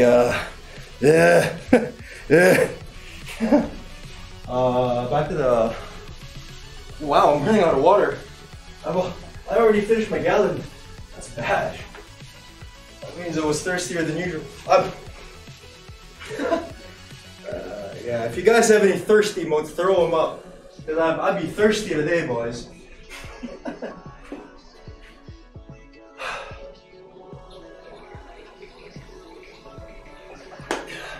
The thirst is real.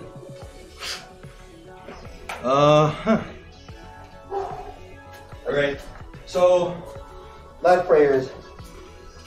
I'll talk about that because that one is not a very common lat exercise, but that is my particular favorite lat exercise. I'll explain this thing to find people on Twitch. Okay, so I'll do this kneeling so you can get a better view. If you're doing lat isolation exercises, the most commonly recommended one would be your lat pull downs, yeah? And the range of motion for your lat pull downs is something like this.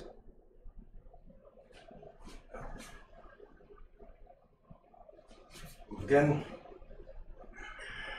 Okay. Now, the reason I like lat prayers better than lat pull downs is it has way more range of motion than lat prayers, because it has way more range of motion than lat pull downs. Okay. So, especially if you're doing isolation exercises, you want more range of motion in them to. Well, here's your easy logic here.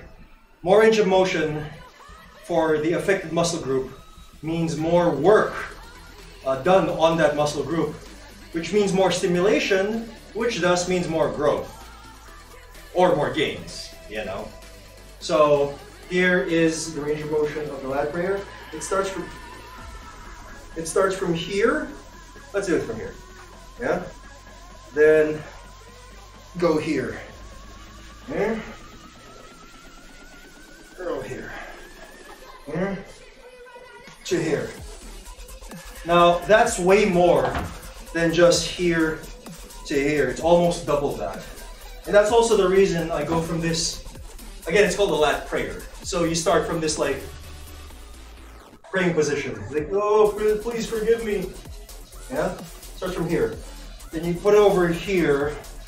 You need to open up the hips like that to get that range of motion. Otherwise, if you just do it from here, you know, it becomes more of a tricep exercise than anything else. So you have to do it that way. All right, last set of bench lat prayer supersets. Then we move on to sumo presses and what do you call it? Scott curls. Here we go.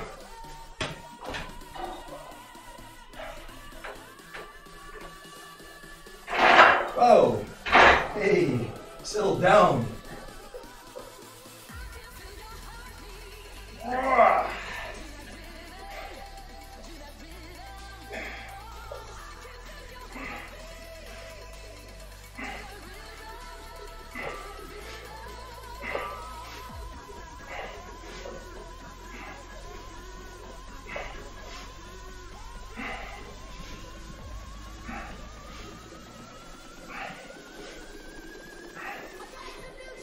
Ah, shit. That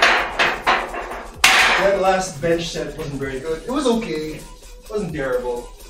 But the work capacity really dropped in that one. So it's fine. It's fine. Wait, I see messages pop up in chat.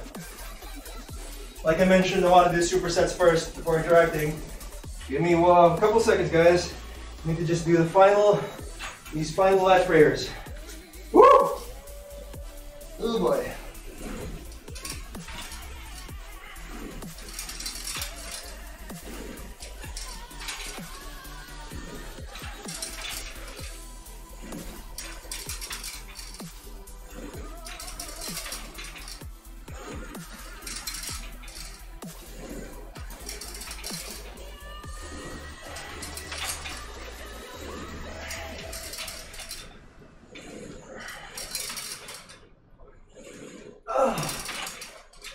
Same thing. That was a terrible last set. That's fine. I was mentioning this before, but yeah, you kind of should expect that. Yeah, not everything is gonna be like perfect. Like, not nearly, man. Most of the time, it's actually gonna be something like that. It's gonna be. You just gotta live with your subpar days, man. And then just really celebrate when you have like that perfect trading day where like, fuck yeah, my numbers are hell up all of my sets. But otherwise, you just live with it. No point getting down because that's gonna be the majority of your training days. Alright, I'm actually keeping these weighted wrist weights on for my sumo presses and squat curls, but I'm gonna be changing up the configuration of this thing. I'll take them off for like a couple of minutes and catch up with some chat. Oh, Hippo, 5'11", 195. 5'11", 195 pounds. Hat Trick Hero! Hey! Hi! No! Well, 2 reasons, Hat Trick Hero.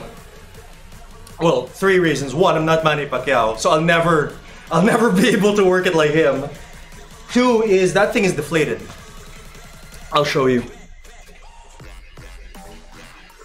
I'm gonna squeeze this thing. See? It's deflated. I haven't used that thing in years. Right? I did explain a while ago that like when I was demonstrating punching techniques that I'm no boxer. So that was not my thing. But the thing is, when I bought this setup, it was again primarily for my heavy bags. Because I prefer to train that way. When I do want to use, like, want something to hit, there you go. But I did train that. I mean, I might as well have because it came with a set. But I never got really good at it. You know, so that is the 3rd reason for my no. Because I did train it, but it was only by myself. I never ever hired like a boxing trainer. It was just me learning it by myself. And you can get a rhythm doing it. It's more of a rhythm than anything else. Ta, ta, ta. It's like this. So I'll do it now, but I'm not gonna put on a show. That's really not part of my skill set. Go here, signals. Shit. Oh. So, it's deflated.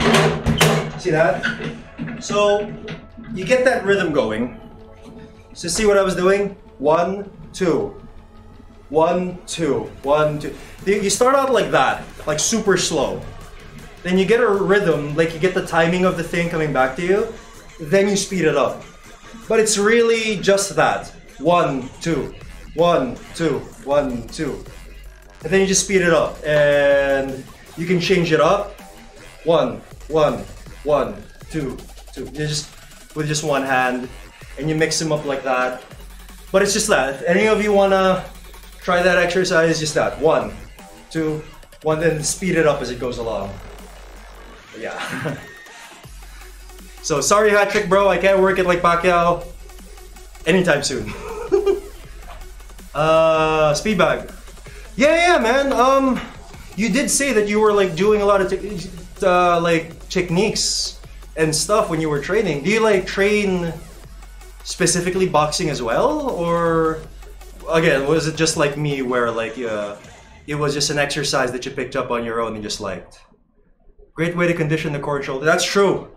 It's specifically for the shoulder. It's isometric, very isometric, and it is useful for skills sports like boxing because you're in this stance a lot of the time.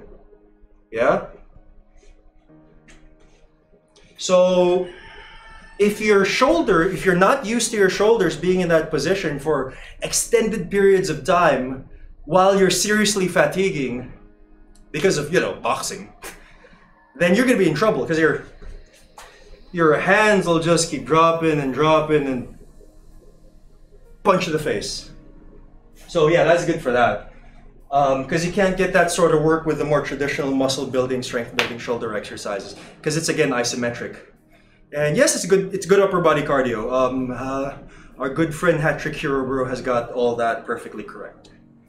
Go-to is wrestling. Paid my dues there. Like, what were you like, man? High school, collegiate? Did you actually compete like internationally? What level did you like reach there, man? Very interesting. Working on boxing, Muay Thai, and BJJ. Are you competing like in actual MMA? Because those are like the building blocks for an MMA fighter. And especially like you paid your dues with the wrestling already, man. Yeah, so that's like the four skill levels, 4 skill sets you need to compete in MMA. So do you do that for yourself? Do you plan to compete? Are you already competing amateur or pro? But did you also I mean that's super impressive, man.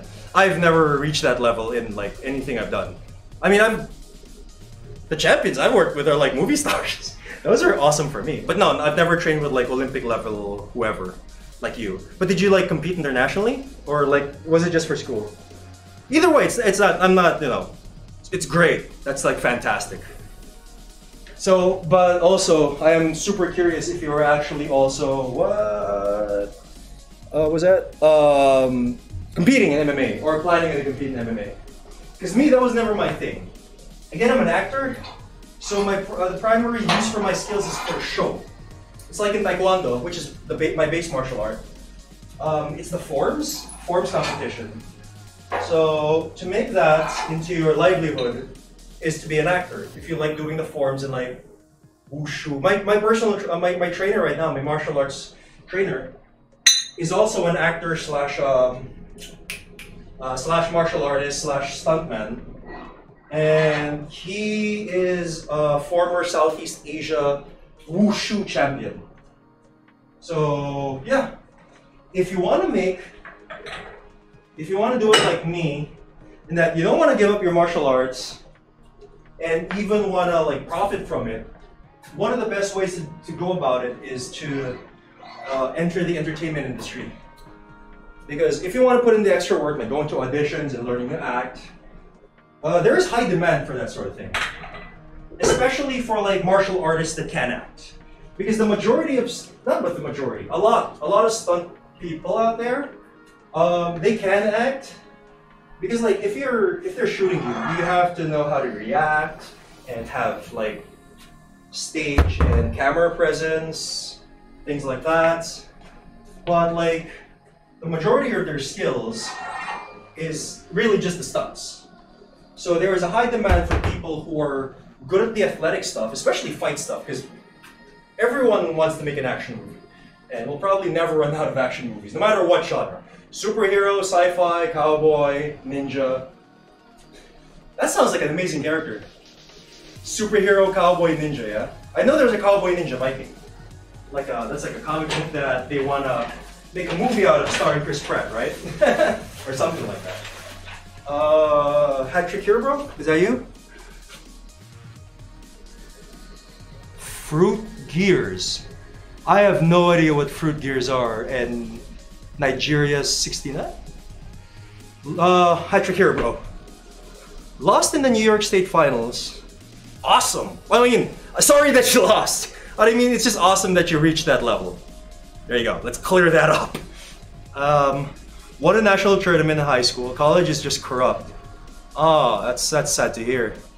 Yeah. Well, let's not talk about corruption in this industry, but yeah, if you ever hit that road, it's rough, man.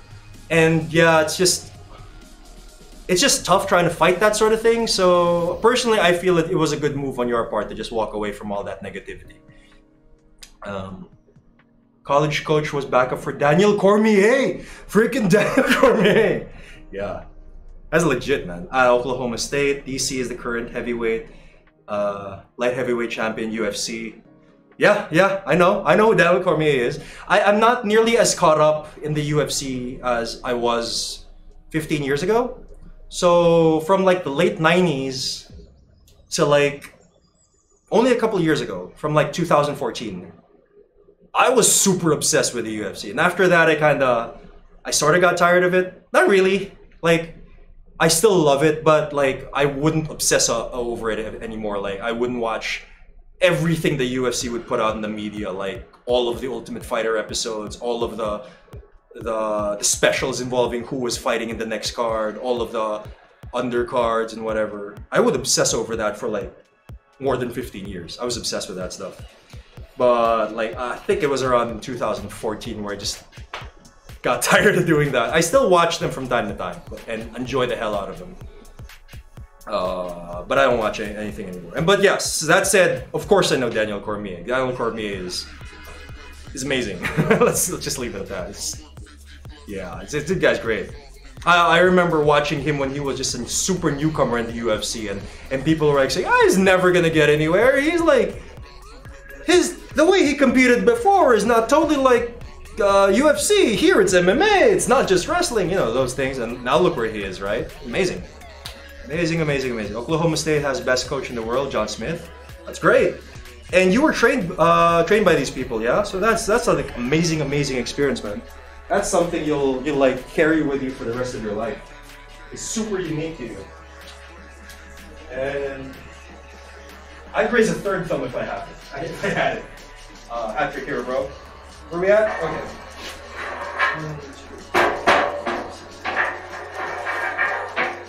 So we're doing sumo presses, which is a modified overhead press.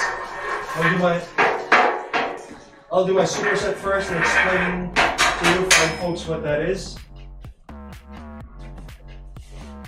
and why I do it this way versus like a traditional overhead press.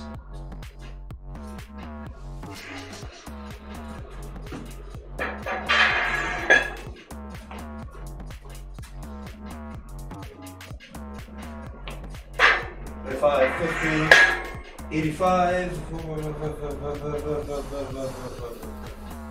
Hey. Chill, man, chill.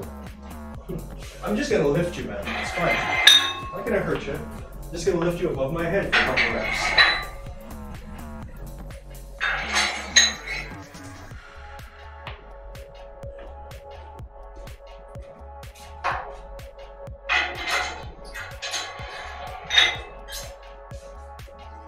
Wrist weights. Ah, man. That butt shot.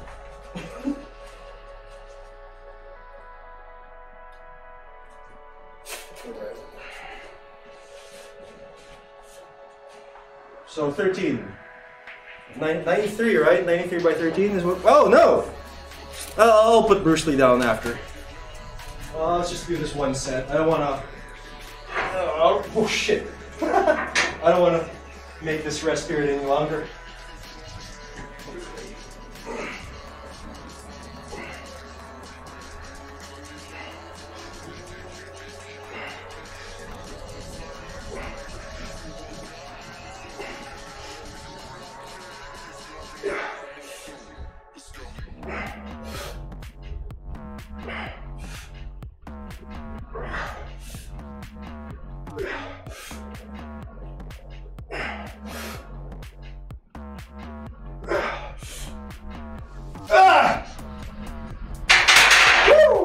Good shit.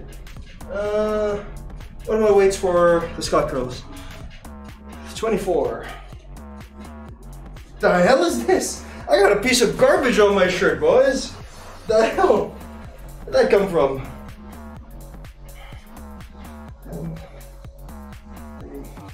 A piece of garbage just flew into my shirt and decided to stay there. Ugh. That's no fun.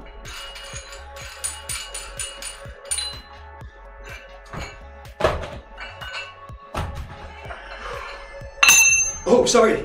Sorry, guys. Them plates clanging together. That's like actually a sweet, sweet sound in the gym. But through a mic and over Twitch, probably not the best thing in the world to hear. So I apologize. I didn't do that on purpose. Trust me on that. 5, 10, 15, 20. These things. These cute, cute little donut plates. Look at them. They're so tiny. So I'm doing 19. 19.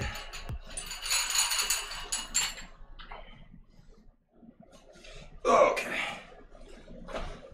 Yeah, it's 24 by 19. Okay. You want to curl in the squat rack, boys? I'll do that after. No. Here is Asian action actor curling in the squat rack. Be amazed.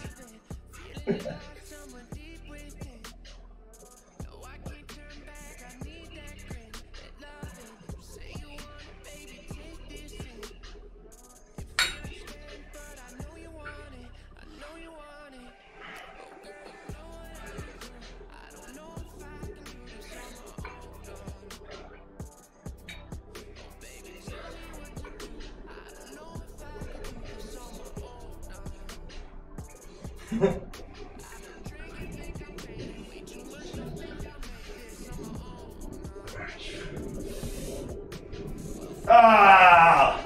Woo! Curling in the squat rack feels good. Next side. I'm not done curling in the squat rack. You gotta wait your turn.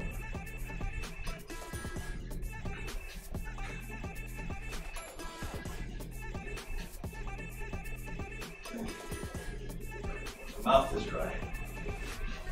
I'll do some major water gains after this.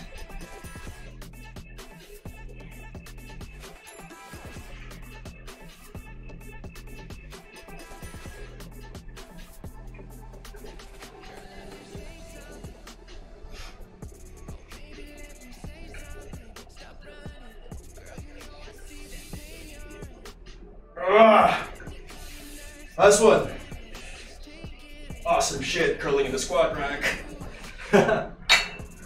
Well, let's move Bruce Lee first, so people coming in won't be confused at least too much. So it's like, that's not a bench press. What kind of idiot is this guy? He says he's doing the bench press, but what the hell sort of form is that for a bench press? So, water gains.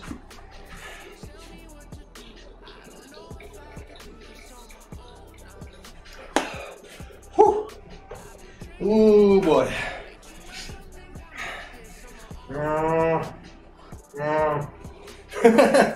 Getting to that tiredness area, guys. I did do 2 hours of martial arts before this, so you can forgive me for getting tired by doing bodybuilding.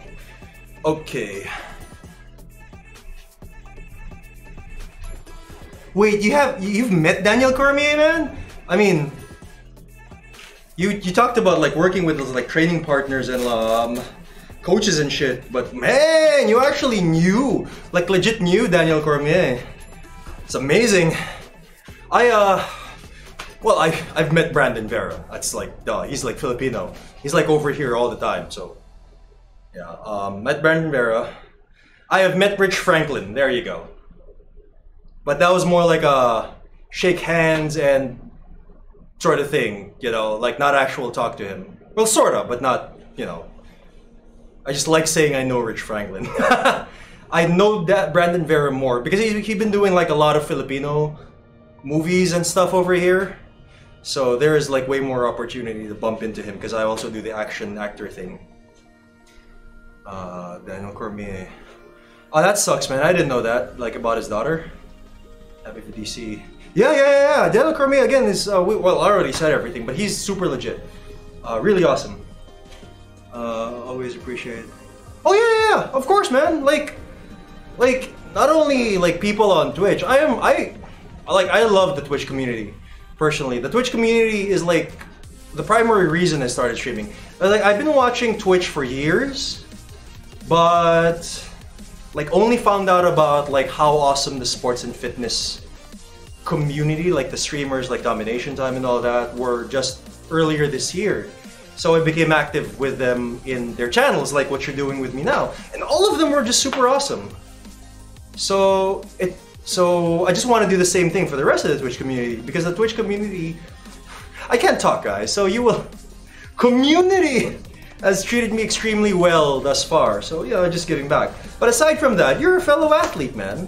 So yeah, I do believe in supporting like fellow athletes and fellow actors, so yeah, it's no problem. Anytime. I love like swapping stories with other athletes from like freaking all over the world. Because that is only a thing that you can do on platforms such as Twitch, and I enjoy the hell out of it. Oh, you're gonna play some basketball, Hippo! You're gonna be streaming that? That'd be awesome. Basketball with the Hippo. Thanks, man. I thought I looked good curling in the squat rack myself. That's like a highlight for the ages. No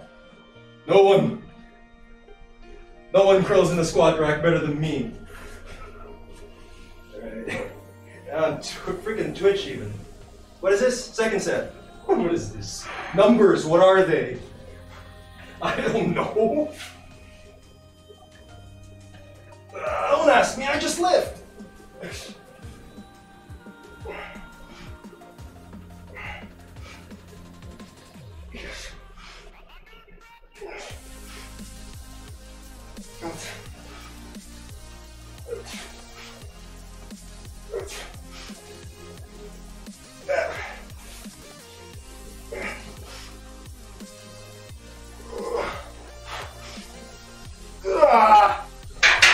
Supersets. Curling in the squat rack time. Ladies and gents, we be inside the squat rack. That is important for the form. You won't get the full range of motion unless you're inside the squat rack. Like 200%. 200%. Them squat curl gains. Yes, this particular bad boy pose is part of the form. I'm just tired as fuck.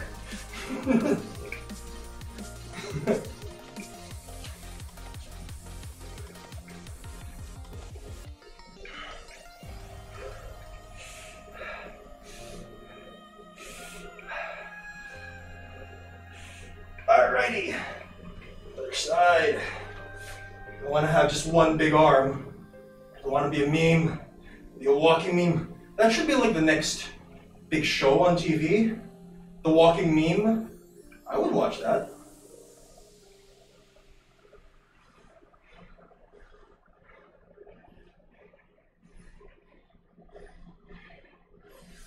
Ooh.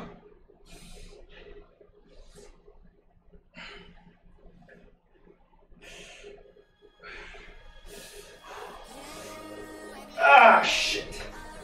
God damn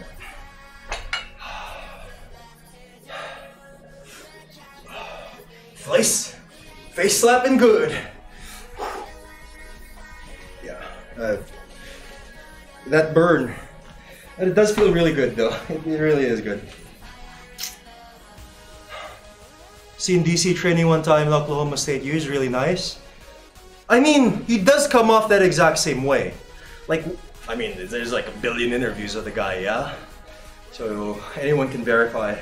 He always came off as this like, real, yeah, like you said, he's genuine. He's genuine, nice, straightforward, doesn't take crap though. Like, when other like fighters goad him into like making a scene and shit. Because that's like what other fighters do, right? They have like the WWE persona.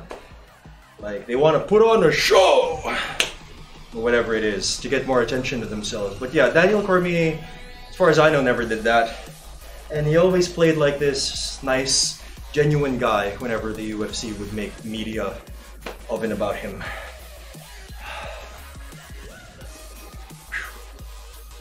A gallon of water's out, boys.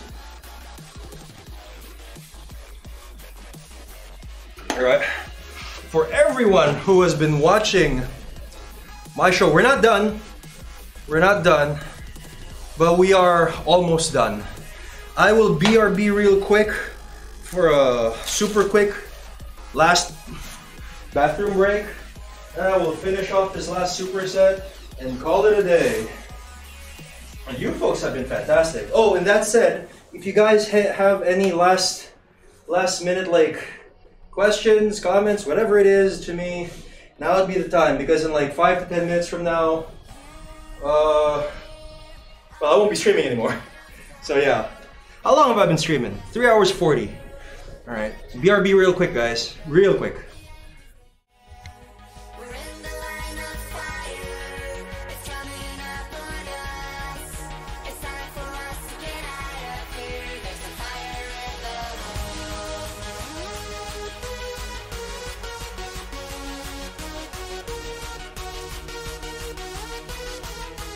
There's a fire in the hole.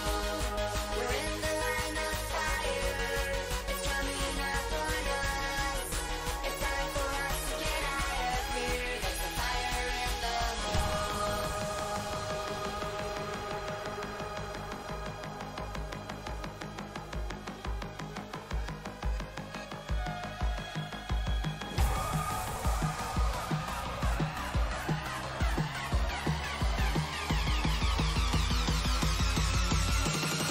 There's a fire in the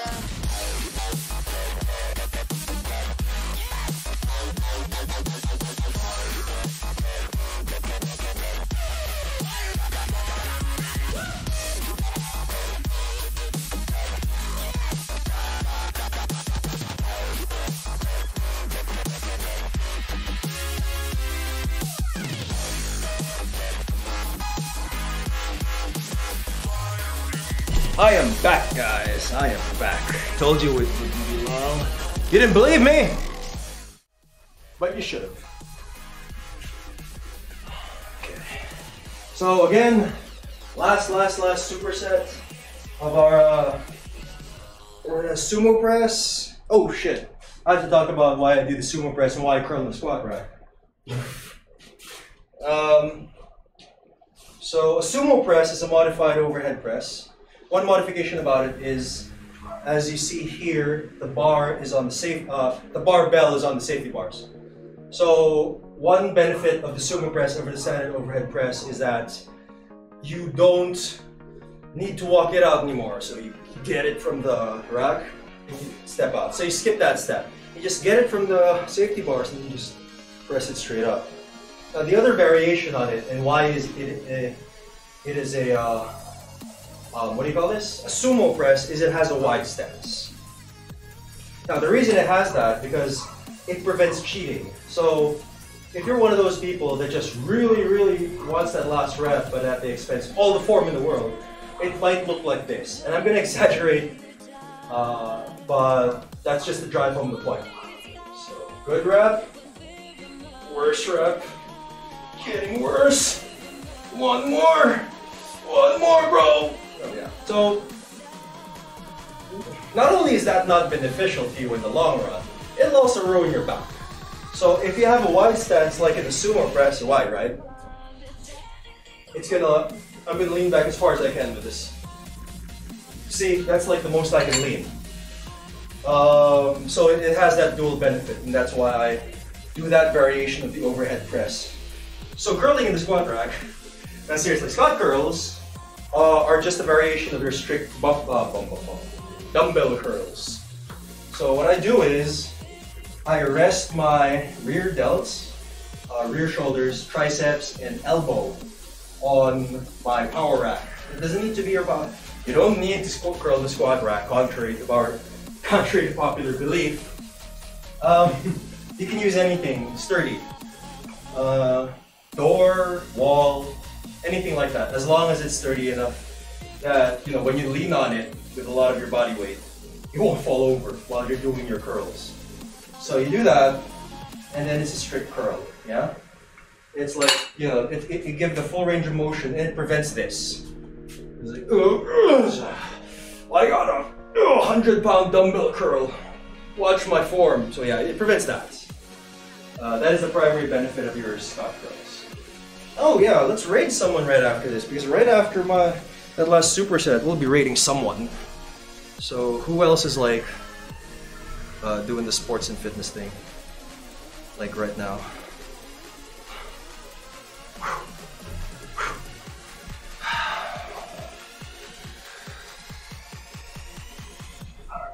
Oh shit, the Game Awards are live. Kellinator, hey! Nice to see you, Kelly. Kellinator, who's on? What do you call this? I have one more superset to do, but right after that, we're gonna be raiding someone. So, Kellinator, if you can recommend someone... Oh, Ben. Who's on? Ben, Martini.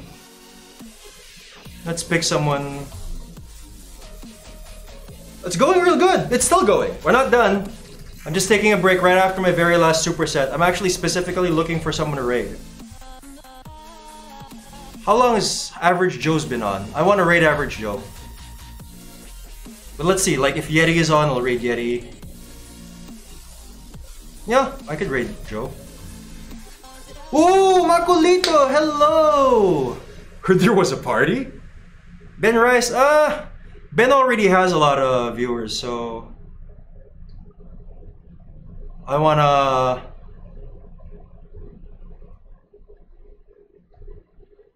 Oh, here! No. Dirty Beanbag.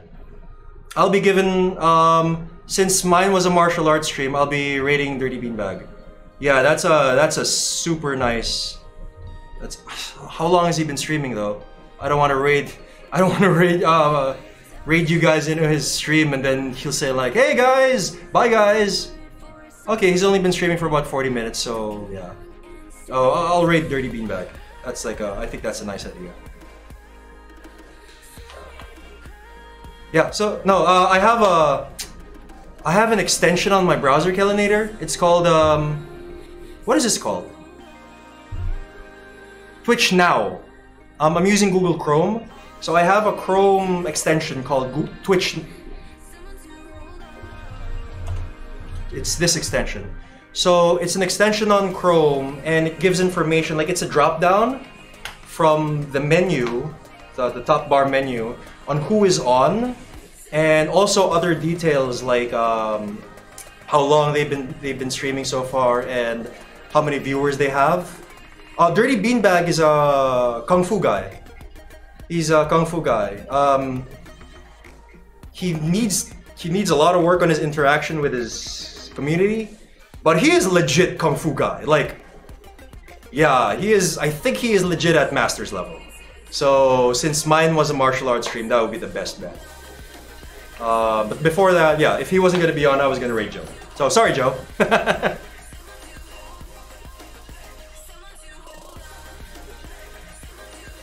King Richie, hey man.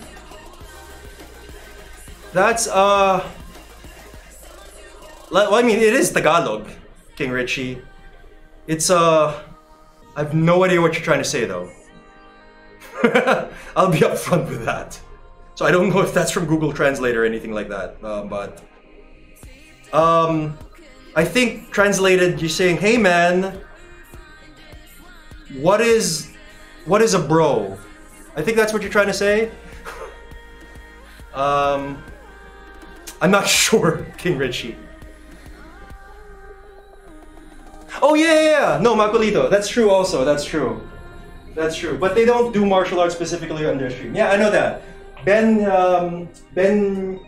used to be like a champion wushu guy too. Like, well, when I raided their stream like a while back, Ben was there. And then Joe told Ben who I was. No. Ben told Joe.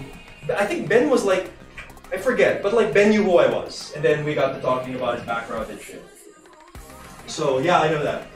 But I would prefer Dirty Beanbag right now just because of the I mean, he's doing actual martial arts on his channel. Plus I like supporting Dirty Beanbag, so yeah. Let's do that. Last set!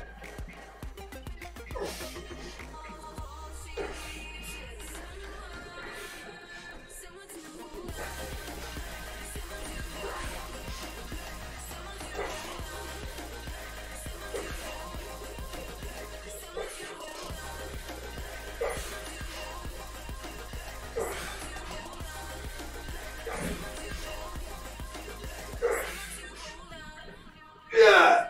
All right. Oh.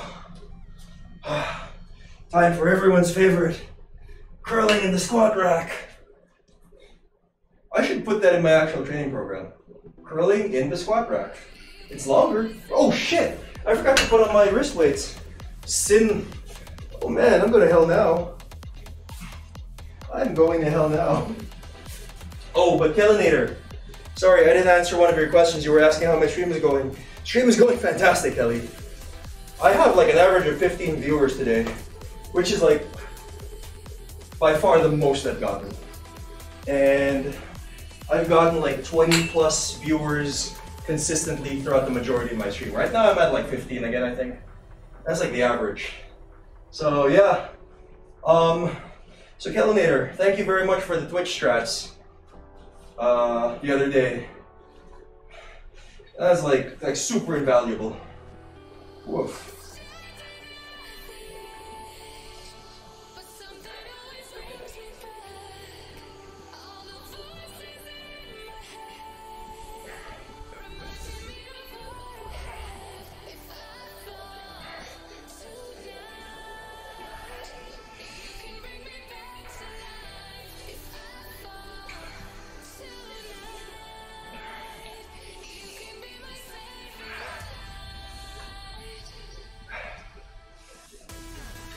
Ah, that squat rack curl.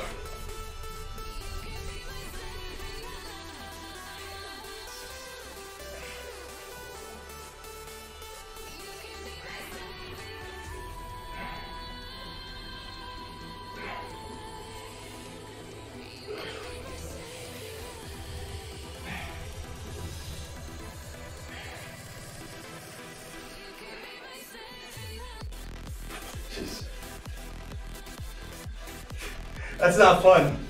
Burping while lifting your weights is not fun. And that was mostly an air burp. Because I've been like talking the whole 4 hours and drinking a lot of water. So that was like a ton of air in my belly. It's like drinking a bottle of soda. Yeah, there's a lot of air in your belly and you just keep burping. Yeah, it's not fun when that happens while you're lifting. Thank freaking God I wasn't doing squats.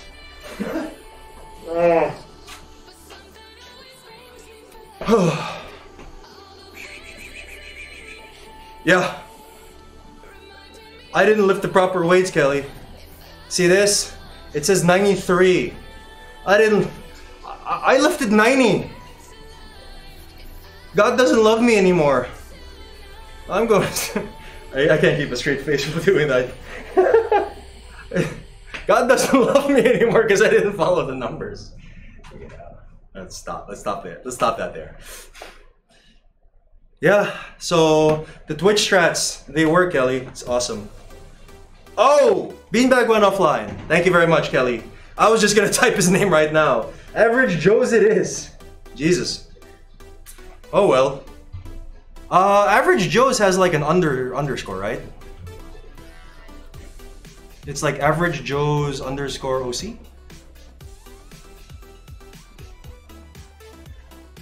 What was his name? I'm looking for him. Wait, what the hell? Lightweight, baby! Hi, Third Eye! Third Eye of Truth. Yeah. Hey, man! Nice to have you on in the dojo here in the Philippines. But yeah, lightweight. Okay, Average Joe's OC. Let's do that. They are still streaming, right? God damn it.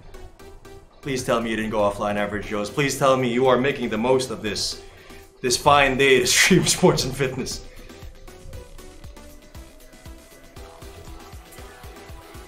Yeah, there you go. Butts and bars. Butts and bars. Let us raid these fine gentlemen.